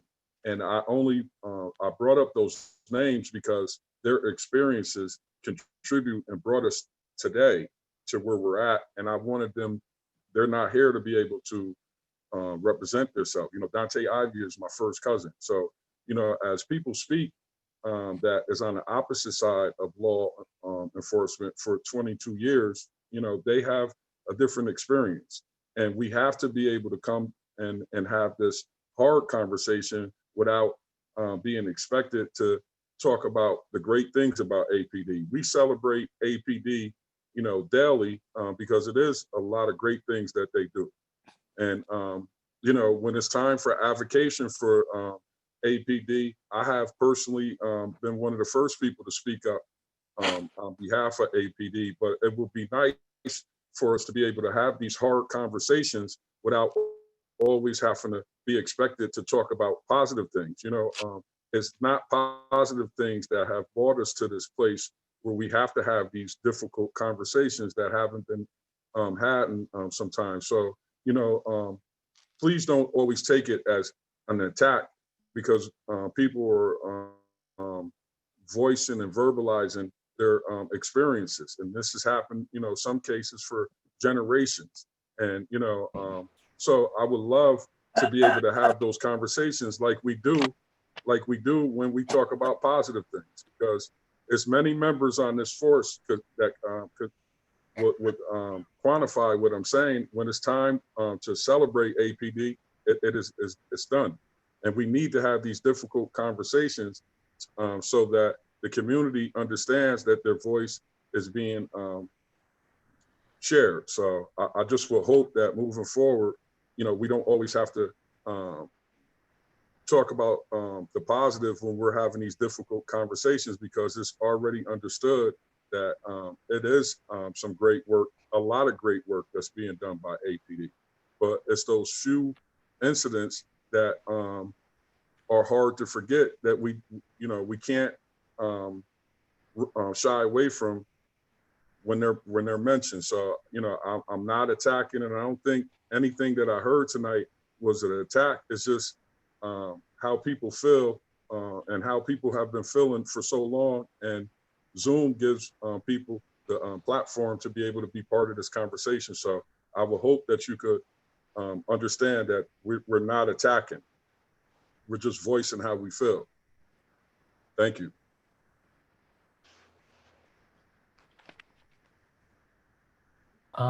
Before we turn it over to corporation councils, I've been advised they have some comments.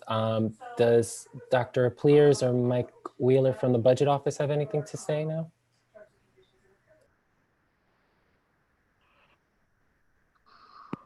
I just have a question about the establishment of the baseline for the funding for the review board. I'd like to know what type of cost analyses were done to establish this baseline. I'm not saying that it's not an accurate number. I just would like to know how we got there. I agree with what the councilwoman Judy Duchesne was saying earlier about the establishment of a submitted budget to the administration. I'm just wondering if we haven't done a real thorough cost analysis of what resources are absolutely needed to achieve our goals. We could either be way too high or way too low with establishing a percentage baseline at this point. I'd like us to take a deeper dive collectively into what resources are necessary to achieve our goals and to establish that baseline from that. And then each year, if we find that more is needed, we could do that through the normal budget process. I am just a bit concerned about the across the board percentage basis as a starting point if these thorough analyses have not been completed. Mr. Conti? Thank you. I think the more important principle here was to get the issue of a stable funding level on the table and see where we go, because I think some of the recommendations that we've heard might suggest that that might be need to be a larger amount than, or maybe a smaller, I'm not sure. But the key here was to put that topic, that concept on the table for discussion. I do know that as far as the $250,000 that's in the budget and has been in the budget since the CPRB was established back in 2007, I'm not sure if that full amount has always been expended. I know the council a couple of years ago has requested that we get the vouchers for that money, which we have not gotten. And that also would be helpful to us to understand what the current expenditure levels are for the law center. But I think the key here is to get the issue of, some kind of a stable funding that might relate to the department budget on the table. And then we can further have that discussion as to what may or may not be adequate.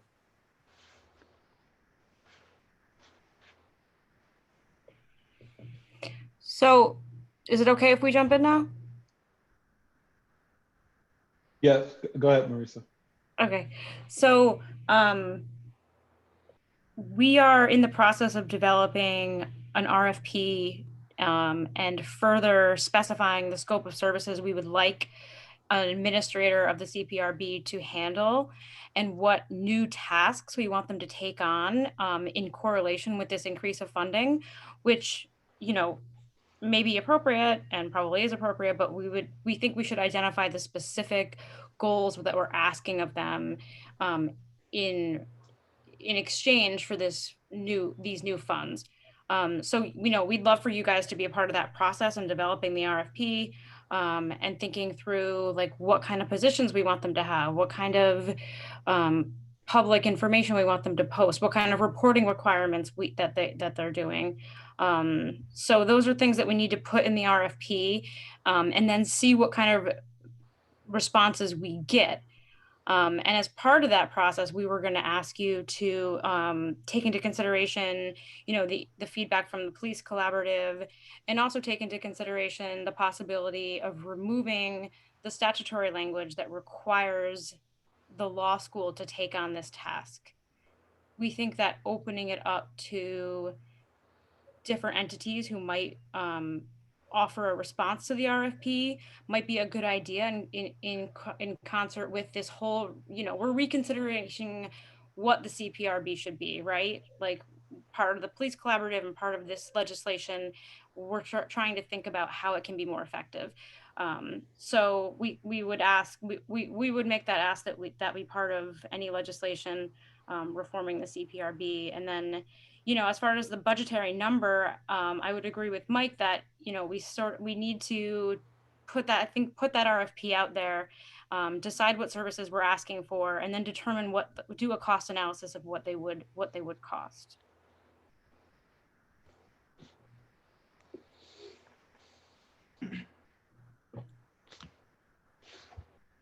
Okay. You want me to, I do have a few more comments if you want me to do those now, or? Yeah, no, go ahead. I have fewer comments than I did because various people have chipped away at my list, which is fine with me. Local law H, I think I don't have any other comments. On local law I, the only main comment left refers to paragraph number 2. The final sentence in that paragraph currently reads, officers shall ask permission to film before entering a private home or apartment for interviews. Sort of in line with, I think there were Commander Donahue's comments about paragraph 1, the use of the word shall there sort of limits police flexibility with regard to various situations, and that's true as well with paragraph 3, when it comes to asking for a supervisor for approval to turn off his camera. With regard to paragraph 2, I'm thinking of a situation maybe where there's a domestic incident or something, and an officer has to enter a home quickly, and it might not be practicable or safe to take the time to ask permission to film before entering the home or apartment.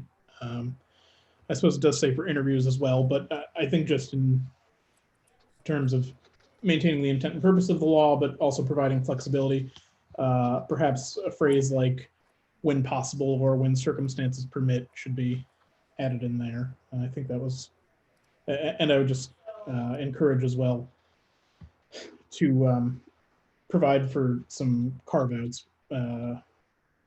with regard to paragraph 1 that APD already mentioned. Moving on to local law J. I was going to mention the language about the Government Law Center, but Marisa covered that.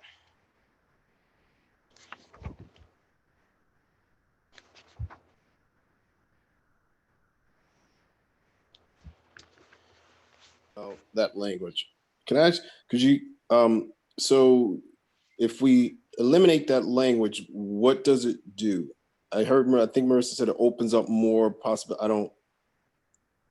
I'm understanding why would that elimination, what would that do specifically? So right now, the code requires that the Government Law Center be the administrators of CPRB. Okay. If we remove that requirement, it would just open up more options. I'm not saying we're not going to have Albany Law be the administrator. I just think for purposes of getting competitive responses and opening the door and reconsidering what the CPRB is going to look like, I think it would be a good idea. You know, maybe the Rockefeller Institute would be interested in doing it. Maybe we just open the door to take a look at more options. Okay, more competitive. Okay. Thanks. You're welcome. Can I just add something? Just the genesis of that language, and I have no problem eliminating it, but someone who was on the task force back in 2000 actually, when this was put together, I think I'm the only council member left who was on that.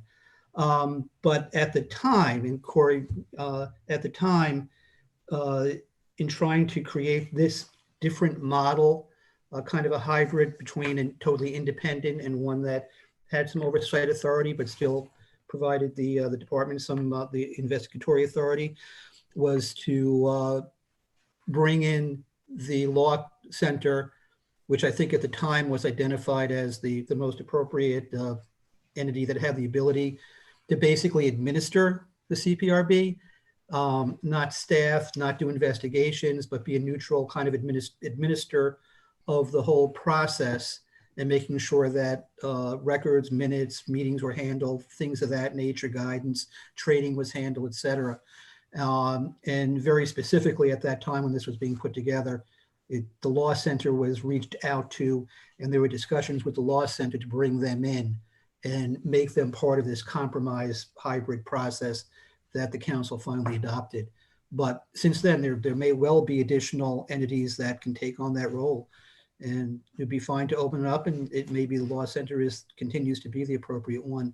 But I think also if we do open that up, whoever we might contract with, the council has to have a role or should have a role in reviewing or approving whoever that contract or that entity might be, to continue to ensure that there's a level of independence and oversight. Gotcha. Absolutely. Yeah. Sounds good. Sounds good. And as I flip through further, I think actually that I have covered all of my comments.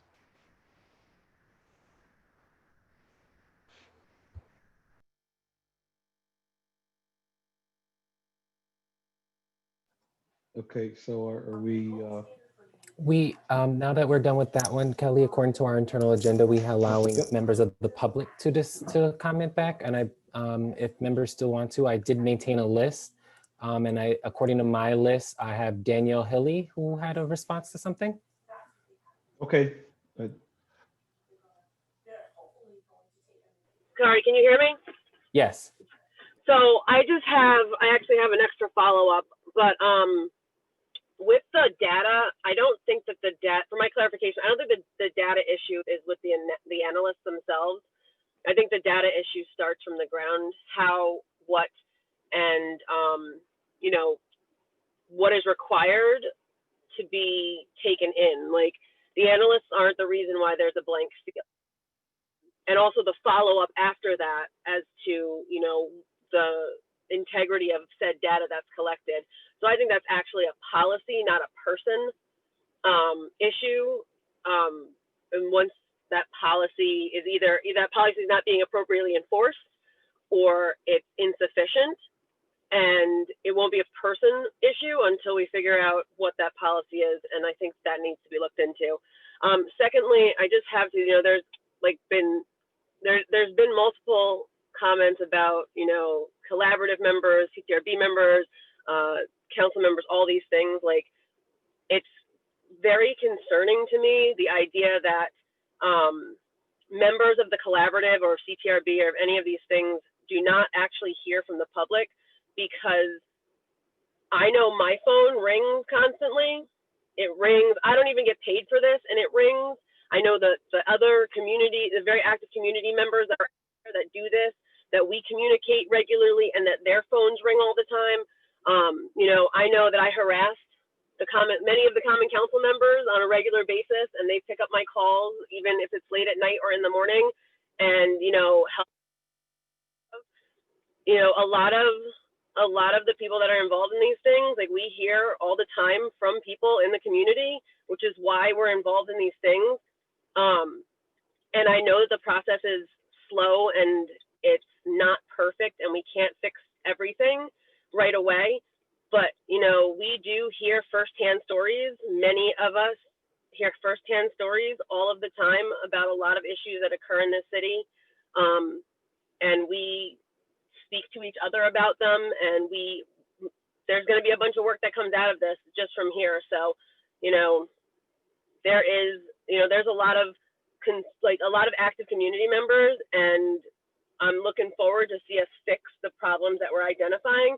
And I have to agree with Derek, like, this is not an attack on the police department. This is more eyes and more, you know, backgrounds getting involved and looking over and seeing where there are things that can be fixed, and utilizing the experience and the knowledge that all of these extra people have to get them done. So, you know, it's just a matter of making things better, and I hope to continue to work with everyone to do that. Thank you again. Next, we have Professor Ava Ayers. Thanks. So two things, and I'll try to be quick. First, in terms of the Government Law Center's role, yeah, I thought it was odd when I arrived and saw that the statute specifically names the center that I direct. I appreciate Councilmember Conti's comments, because it actually helps frame why that would be done. It's a way of making sure that the Common Council has a voice in that selection. So I think that makes some sense. And I guess I would suggest, consistent with what Corporation Council suggested and others have talked about, that maybe instead of naming the Government Law Center in the legislation, specifying that the Common Council does have a say in that process, that there could be a procedural way of doing that without the awkwardness of naming a specific person. Because in general, I strongly support the idea of doing an RFP, of thinking about, you know, not only is that, I think, best practice in terms of good government, but I also think that it's a great way of fostering a conversation between all of us, like the one we're having now, about exactly what the responsibilities and expectations are, what role the various staffing entities might play. And personally, on the collaborative, I think we've started a great conversation about the various kinds of support services that the CPRB needs to be effective, which to my mind includes, you know, independent counsel, as folks have suggested, as well as various other kinds of support services. And the Government Law Center would love to partner with other entities or with the city to plan how those can best be arranged. One idea that's come up, which I'm rather a fan of, is an independent executive director So rather than being housed within the law school, the CPRB would be an independent agency with an independently hired executive director. And I think the Government Law Center could still offer a lot in terms of legal research and support and policy research and support. But I think there might be a point where the agency becomes such that it no longer makes sense to have a law professor like myself supervising the staff support activities. And so I look forward to more conversations about that. But I just wanted to jump in and say, I strongly support what Corporation Counsel said about the role of the Government Law Center. The other point to make just really quickly, on the question of subpoena power, I wanted to make a distinction, which I think may be helpful, because it's absolutely right, as Councilmember Igo said, that the CPRB has never come to the Common Council asking for a subpoena to be issued on behalf of the CPRB. And I think the reason for that is that it's important to understand what the CPRB members have asked for when they talk about independent investigative authority, because that's a significant structural change in the CPRB. Currently, the CPRB only investigates the Albany Police Department's own internal investigation of allegations of misconduct. So in other words, the CPRB's scope is entirely watching what Commander Baciuelo and his team have done and opining on it. And so whenever they ask for more information, they're only ever asking OPS, that is the APD's internal affairs unit, for more information. So subpoena power doesn't come up because they've always gotten what they asked for from OPS. There's never been as far as I know at least, there's never been a conflict about that.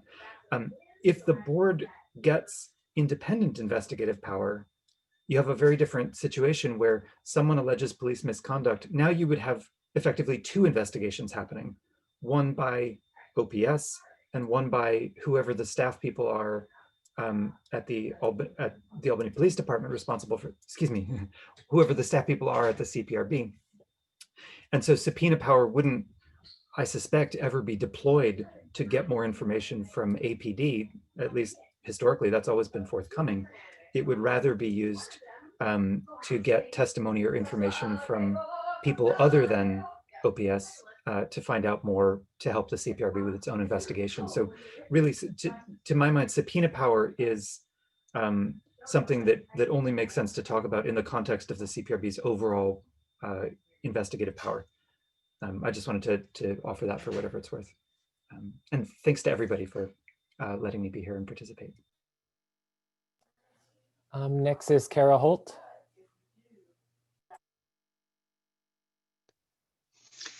So I just wanted to follow up comment. My original comment I made spoke to complaints and how we're trying to fix problems. And I think when I think it was Officer Donahue spoke, looking for recognition for the positive things that the police do. I think that's what I was trying to say, is that I don't think that anybody discounts the hard work that is done. I'm not signing up for that job. So I certainly appreciate the work that's done that is positive. But I think that's exactly what I mean when I talk about how we're not looking at ways to collaborate differently or to reimagine the way that we're policing. I don't think that anybody is attacking any individuals or trying to diminish any of the good work that is done.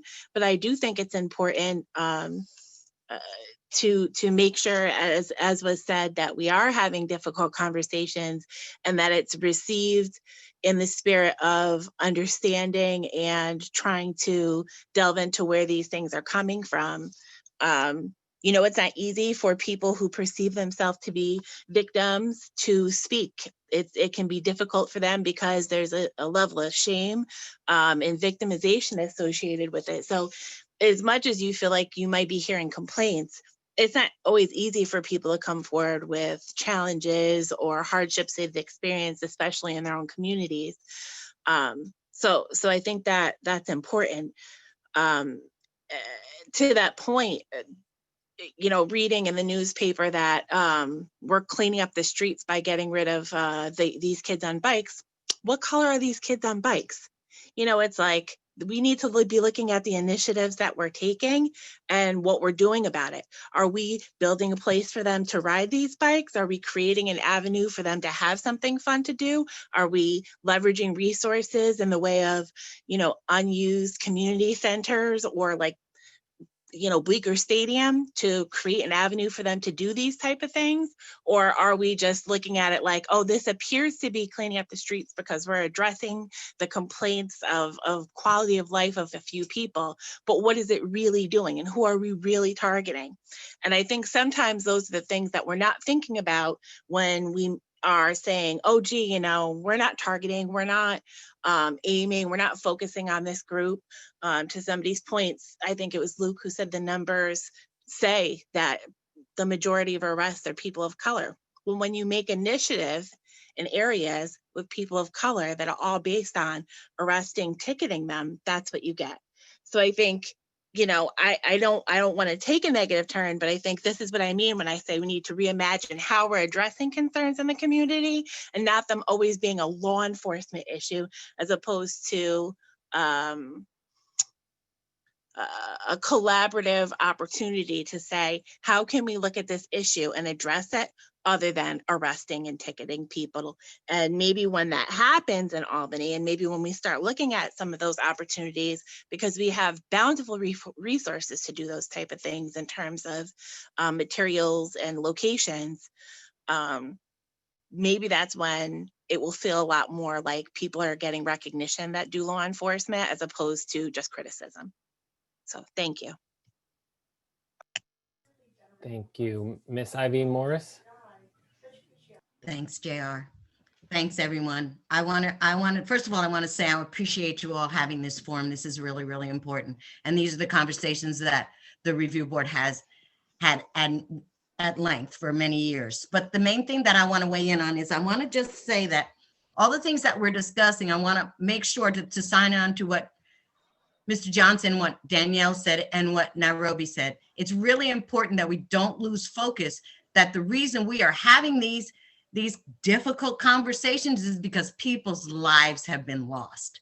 So I think that, as we were saying, we need to understand that the uncomfortableness that we all may fall into is really important, because transformation is difficult. And I think that the collaborative and the expanding the powers of the review board are what leads people to think that when we're done, it's not going to be anything that they recognize. But again, transformation, if we're looking to reimagine and transform, it's going to be difficult. It's going to be hard. People are going to have to put their preconceived notions aside, and we're going to have to just keep moving forward, because again, we are not separate entities. We are one community.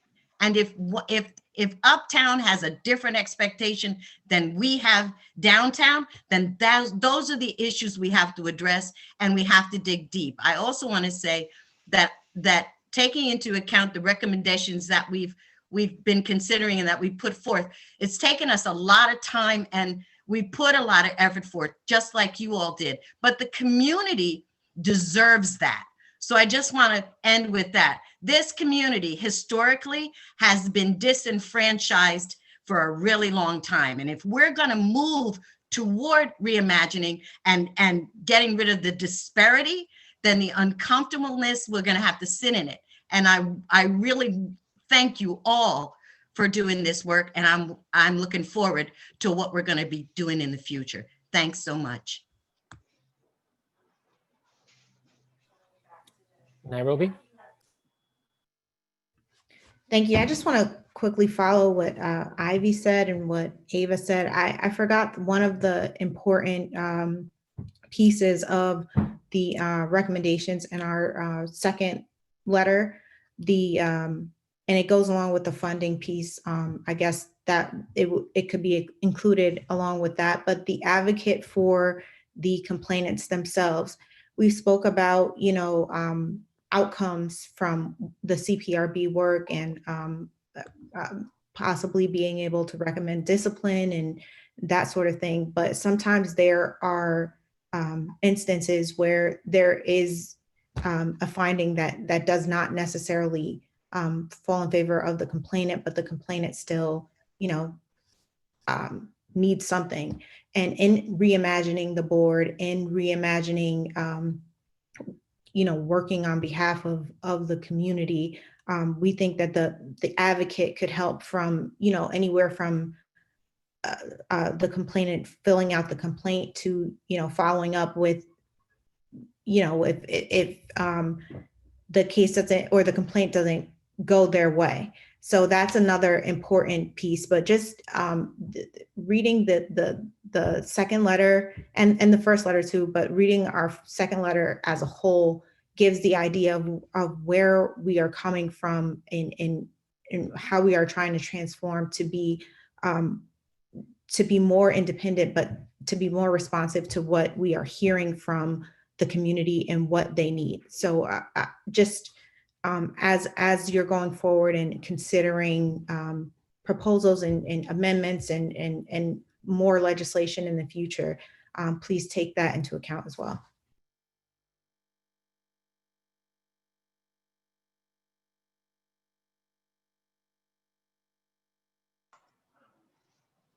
Anyone left, Mr. Pichardo? Nope, that was the last one. It was the last one. So, okay, I just, before, speaking with the members or asking the members of the committee their thoughts on moving forward, we obviously need to make some amendments. Mr. McGee, you're with us. I mean, you're in the meeting. You're the APD union president. I'd actually, if you had any input or thoughts, that would be helpful. Kelly, thanks for giving me the chance to talk tonight.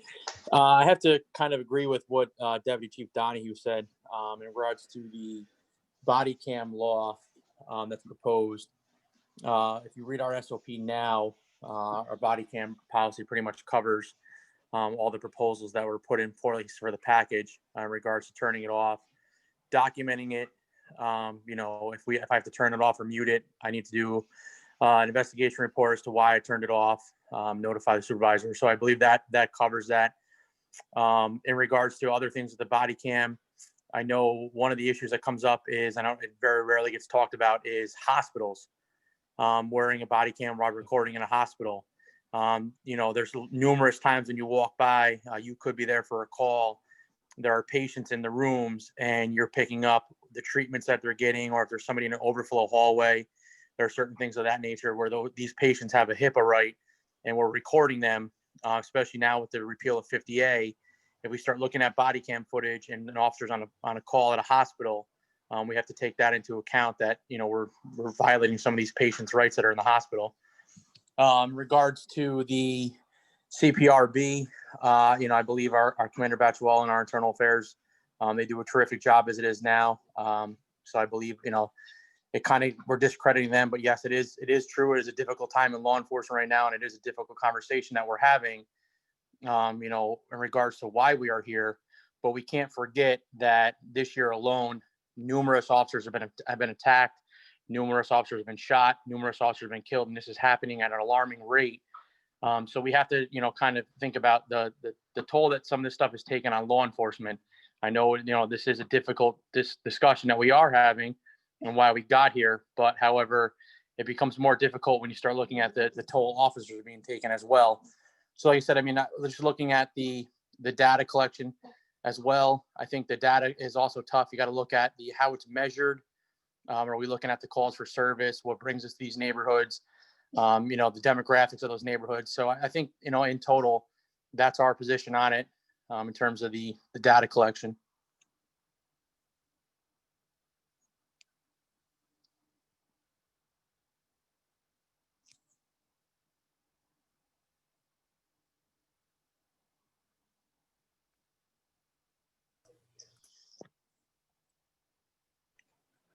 Can you guys hear me now?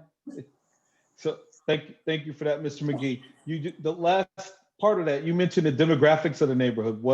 What's the relevance of that? When I think about the demographics of the neighborhood, are we looking at the social economic demographics of a neighborhood, the call volume for that neighborhood? Are we looking at the ethnic and racial background of a neighborhood? What brings us to that neighborhood? What are we being called for to that neighborhood, to, different neighborhoods? Or what type of crimes are we being called to? Or what types of call for service, do they compare to different neighborhoods, whether you're downtown, whether you're uptown? Where you see like uptown, you're starting to see, identity fraud calls for service might be different than what you would see in some of the other wards in the city of Albany. So just, if we can, when you look at the data, I think we got to look at a totality of all the data that's out there.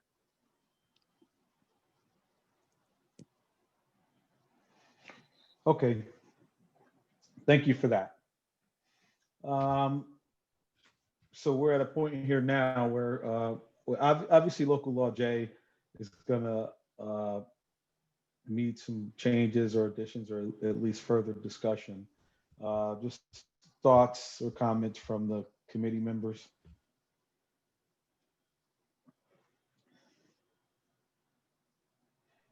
Mr. Ballerin.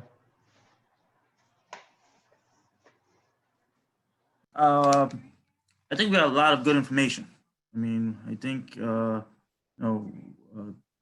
that's part of having these difficult conversations. Is you get more information, you get more feedback, you get more viewpoints, and you get more logistics of how you can actually move something forward. To try to address some of the issues. And I don't think it's a bad thing to, recognize that we are a little bit ahead of many of our municipalities that are neighbors of ours. I mean, we're having discussion about how we can better our cameras that we have on our offices. Other municipalities, the neighbors don't even have cameras. They're starting conversations about getting the cameras.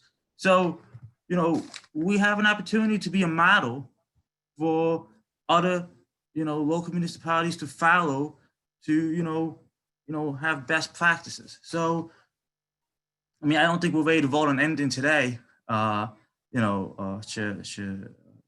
Kimbo. I think, I think we have to take all of this information and we have to digest it and, have additional meetings, look at the legislation, look at what, we can adapt, look at what we can, make practical to address some of the concerns. I've written them down. We've got quite a few, so, and, it's not going to be easy and it's not going to be done overnight, but I appreciate the fact that everybody's here to get this conversation started. And I look forward to everyone coming back because the conversation is not going to end tonight. It's going to continue. But hopefully when it's all said and done, we'll have a body of work that we can all be proud of. And that, again, can be used as a model for other municipalities that are just getting started.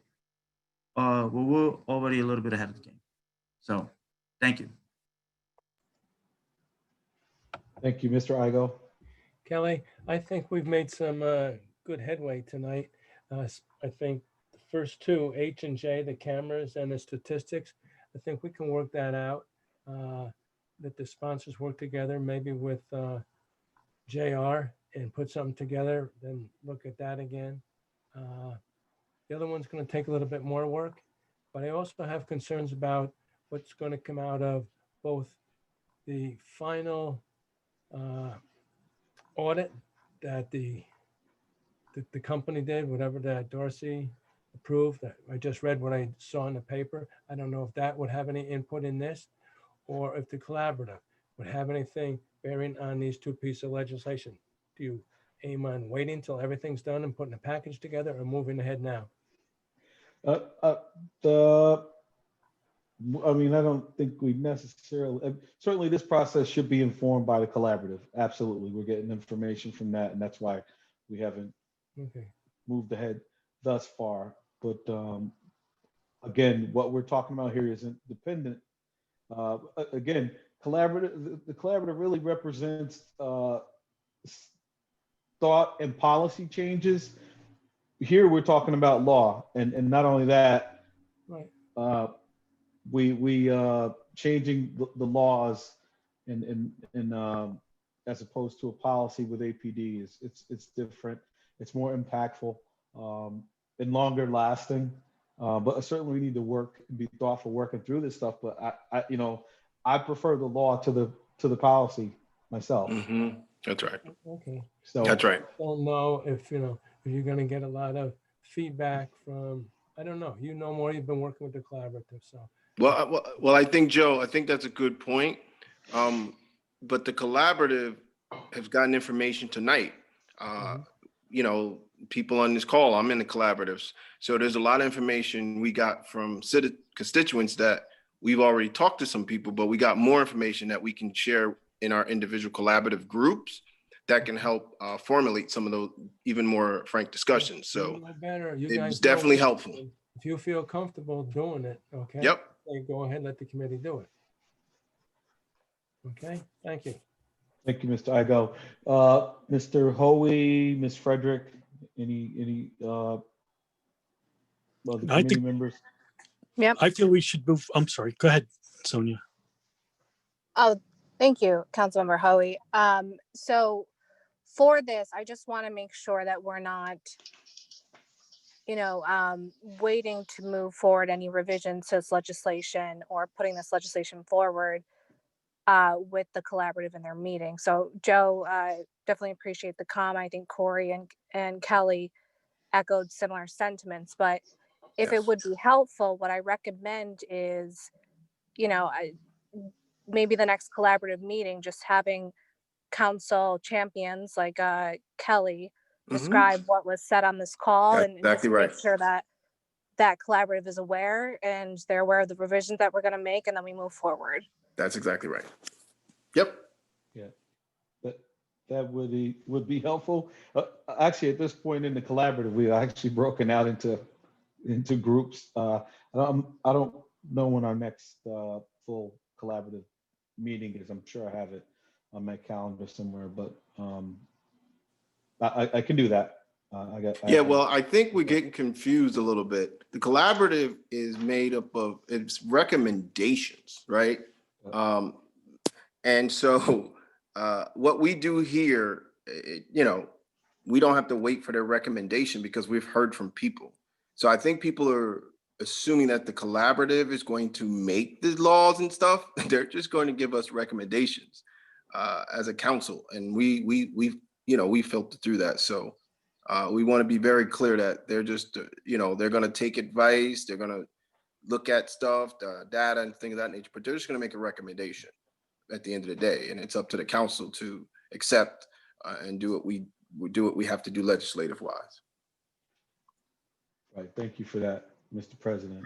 I thought I said that, but or something similar to it. So at this point, I didn't have a chance, Kelly. Oh, that's right, Miss. That's right. I'm sorry about that, Mr. Holy. Okay, I feel very comfortable.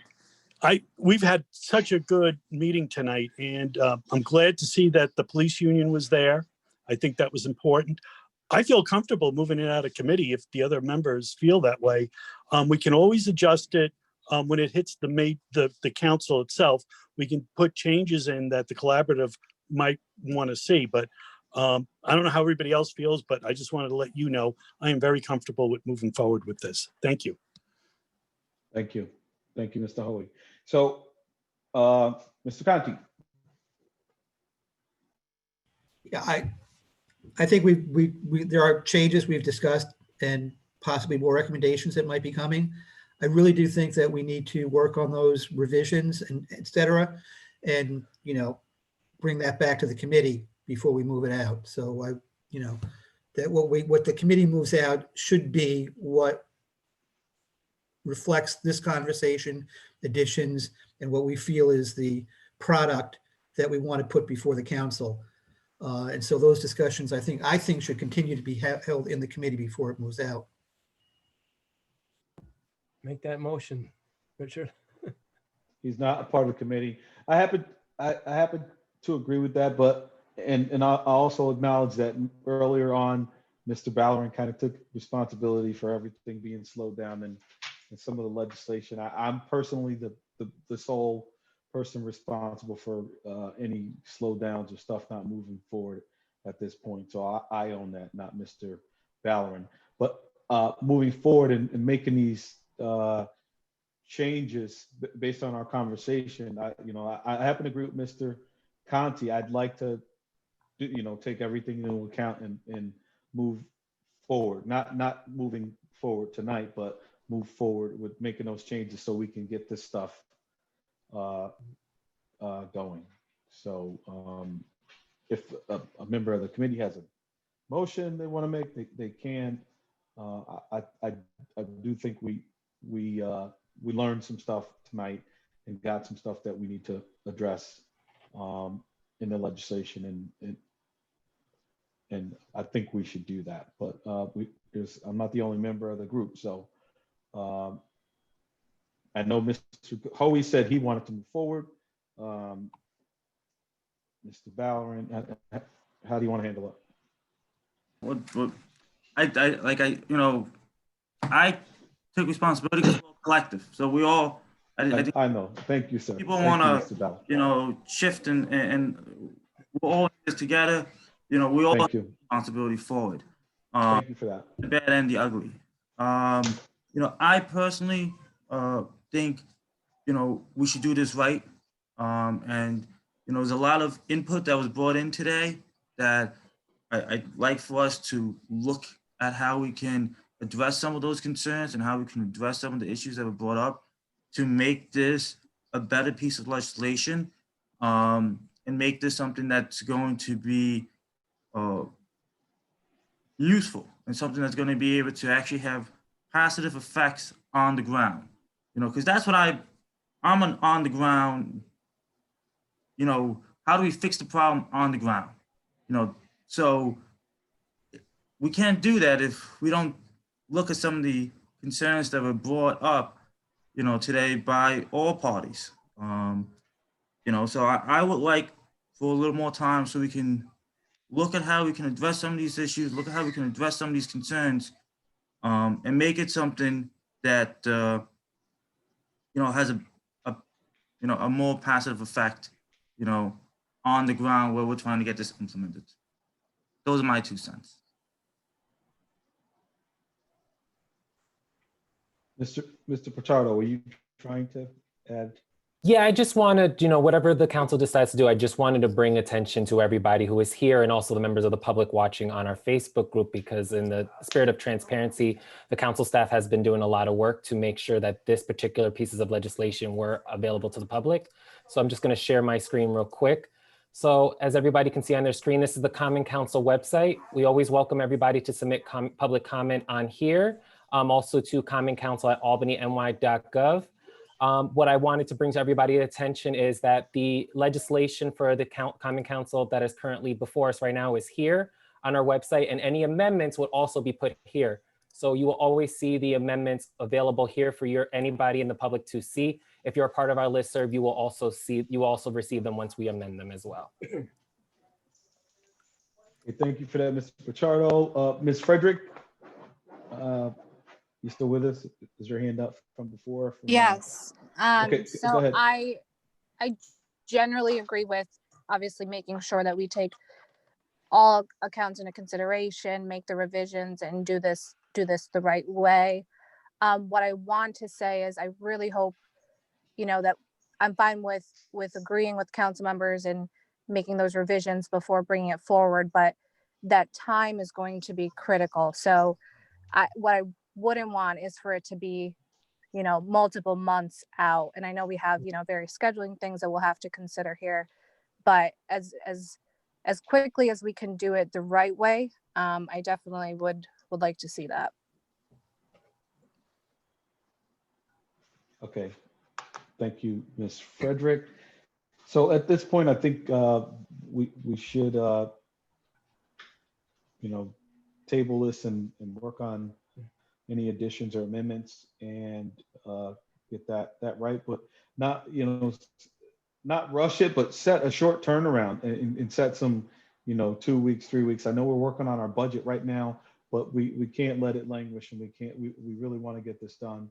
We'll work on the changes and making any amendments, taking all comments here from the public into consideration, And with that, if there are no other motions to do anything else with the legislation, I'd Just like you to. know, say maybe we should set a goal, shoot for like mid-December, maybe finalize it or meeting in another couple of weeks, see how we're moving. Get back to us, Kelly. Yeah, no, that's actually good. That's kind of what I was getting at, but I didn't say that. But we really don't want to push this thing out. So Yeah, you don't know what else is going to come up, so let's get right, things cleaned up. right.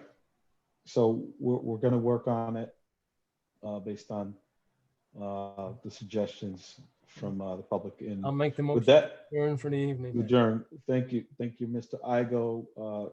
Second. Second. All in favor? Aye.